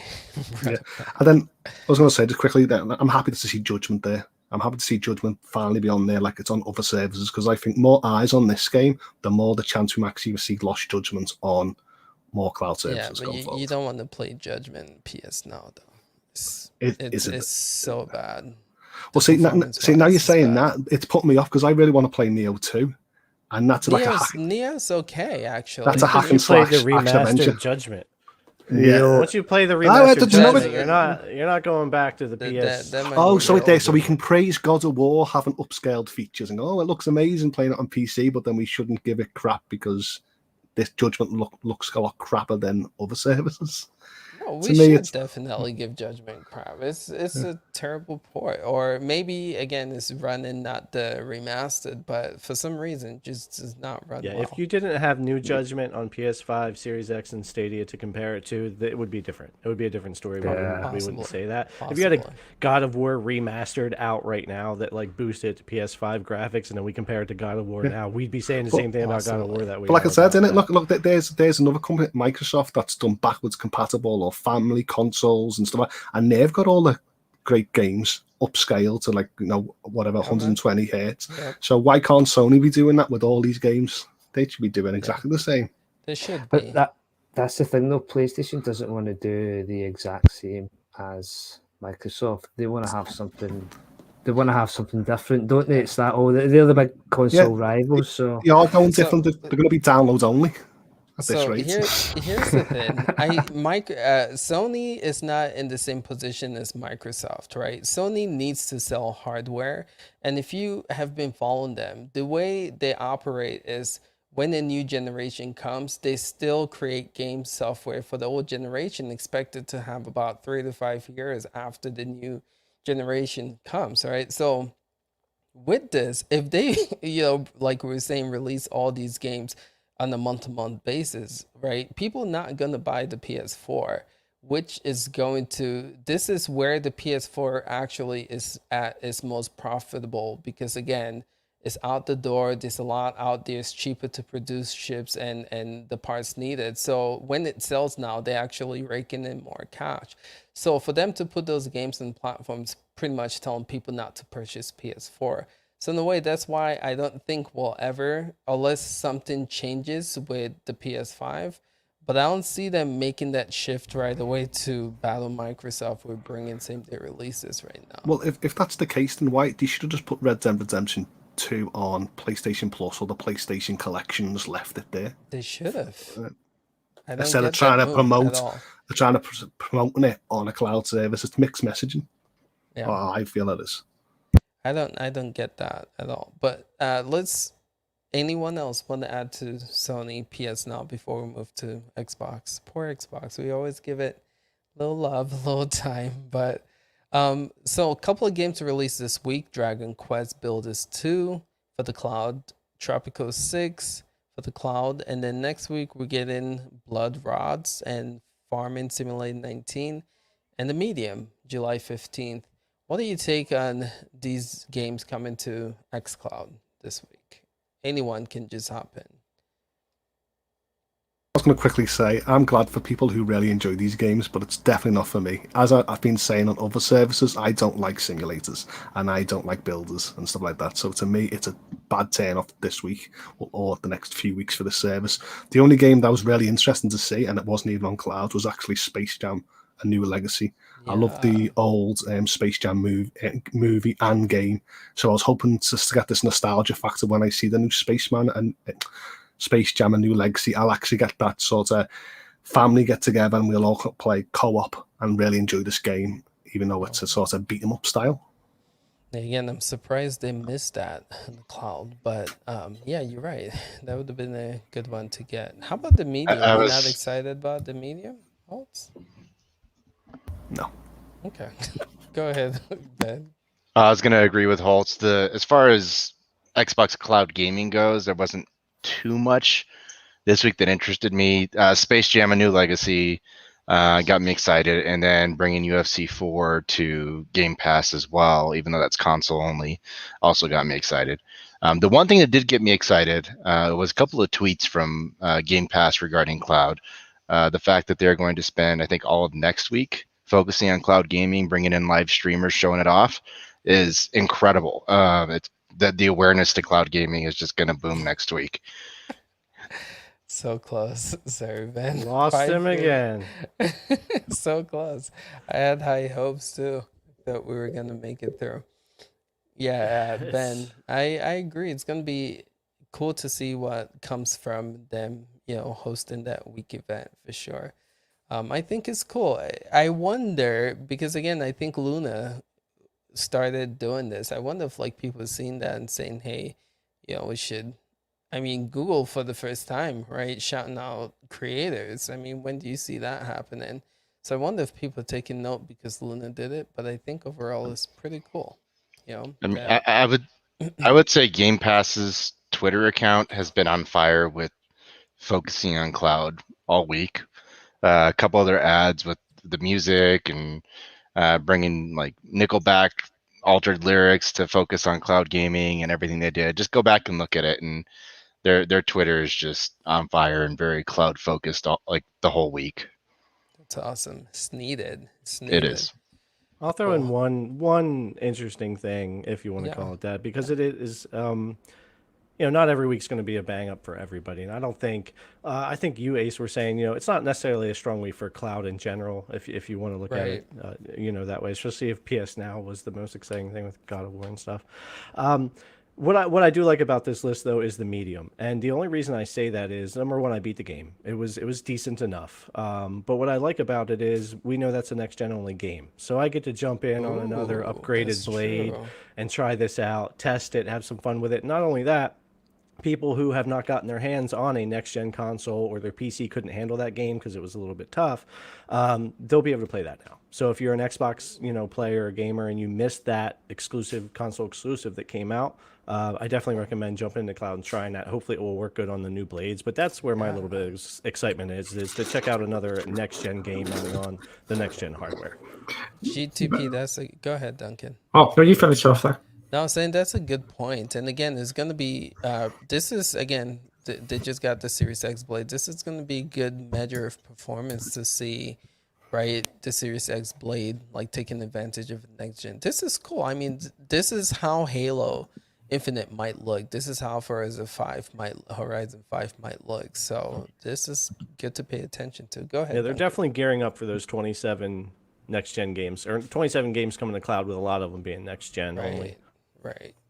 Go ahead, Duncan. I was just going to say, I think this week for Xbox wasn't a bad week. It wasn't a great week. It was just one of these meh weeks.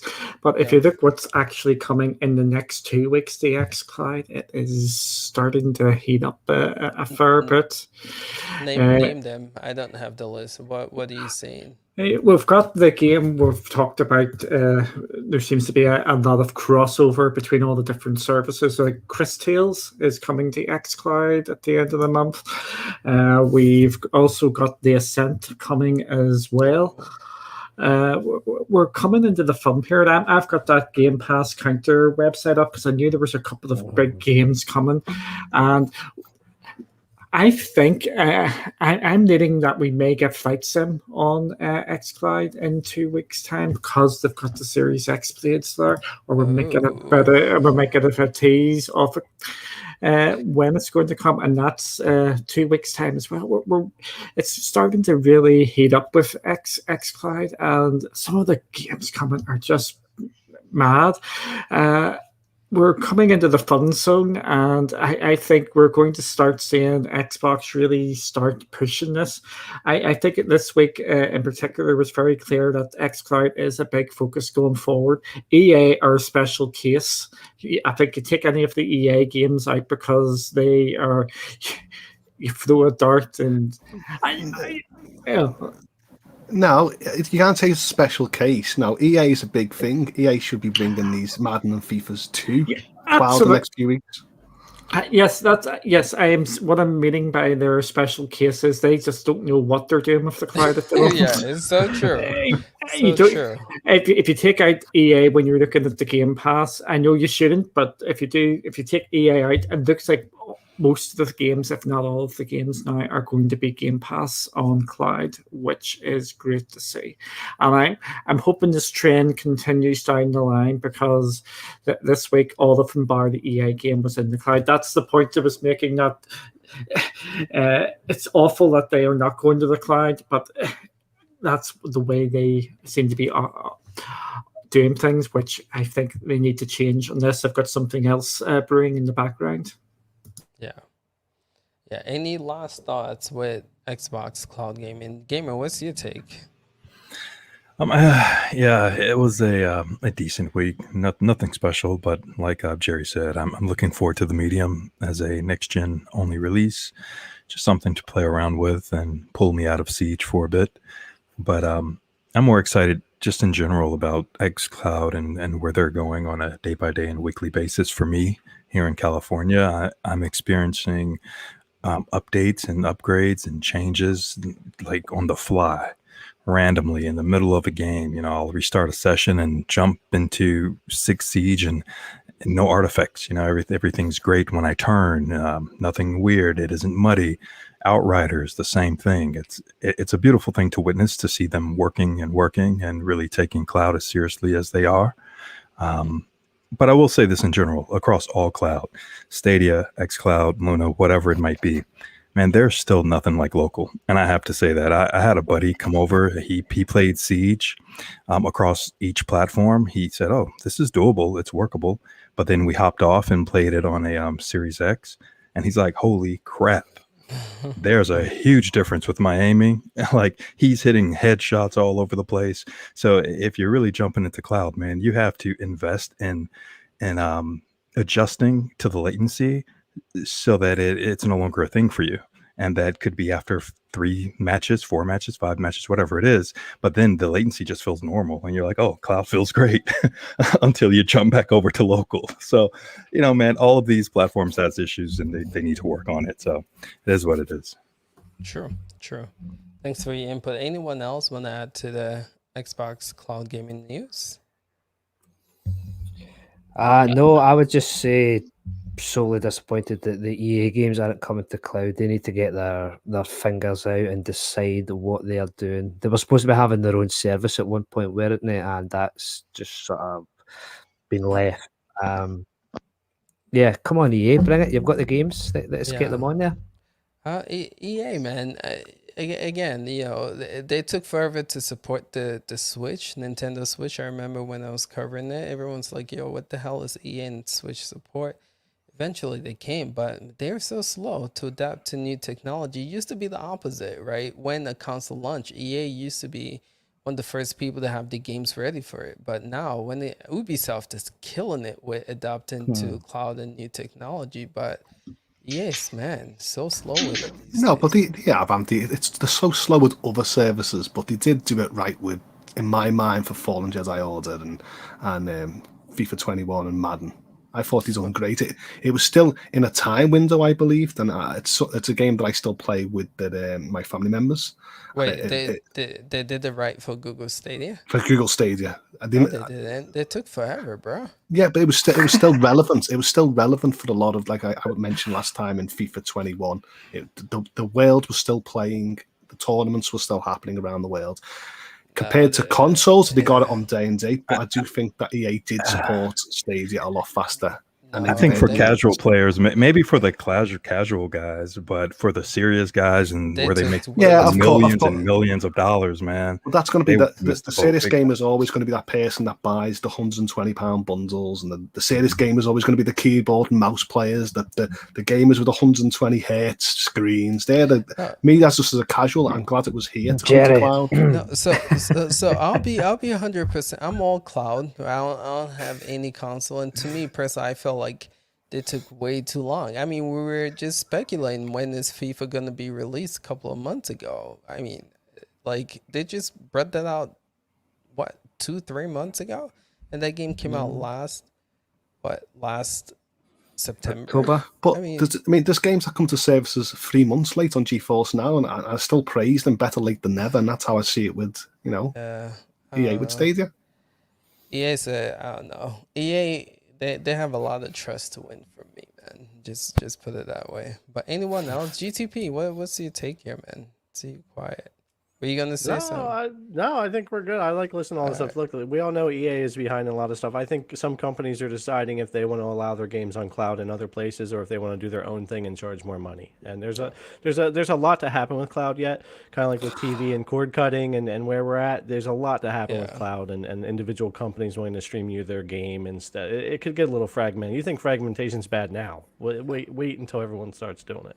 Can I make this I see you, Monkey. I see you on this. I'm just gonna make this prediction and I'll shut my mouth. But I think we're gonna see Battlefield in the cloud, either Game Pass or Luna this fall. Mark my words. But anyway, go ahead, Monkey.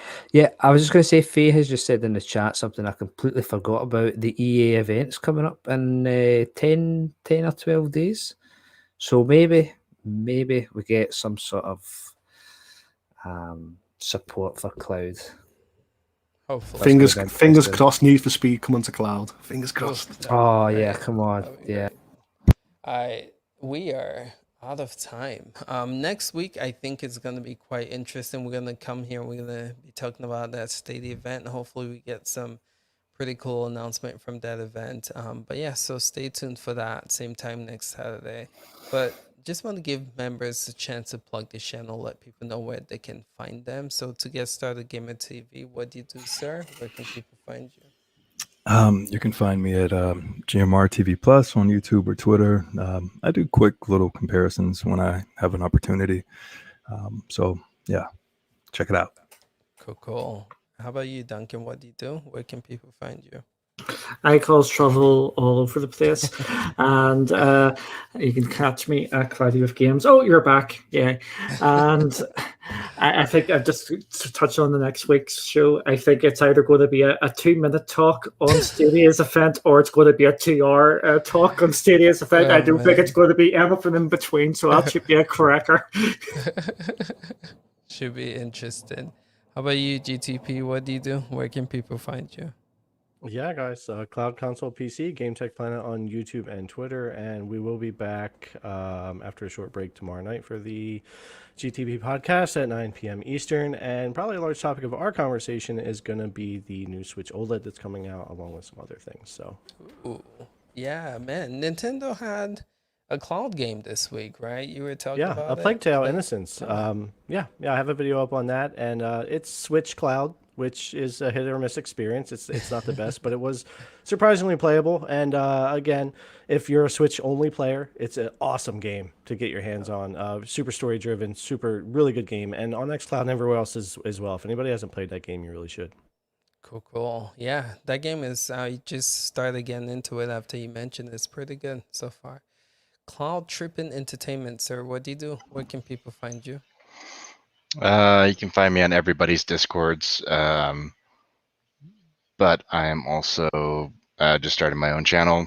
You look it up. That's the branding: Instagram, Twitter, YouTube, Twitch, all integrated. Good stuff. Good stuff. Definitely check him out for sure. Again, all the links are going to be in the description below. Hold, sir. What do you do? Where can people find you? Well, if you like my opinions or views or don't, feel free to carry this conversation and message me at Holt86 on Twitter or have a little say hello on Discord on the same name, and I'll happily have a conversation about anything mentions on the panel. Cool, cool. Good to have you on here. Hell Monkey, do you want to plug in things, sir? I don't know. Thank you. It's yeah, no cloud recap coming up tomorrow, probably tomorrow afternoon British time. I'm going to put that together tomorrow morning. It's been a busy week. Other than that, guys, thank you very much, everyone in the chat. I really appreciate it. The chat was great tonight again. And yeah, like Holt said, if you want to chat games in that Discord and Twitter, my Twitter handle is Hellmonkerini until England hopefully lose tomorrow. and then we'll go back to me and Holtz can talk again. Oh, gosh.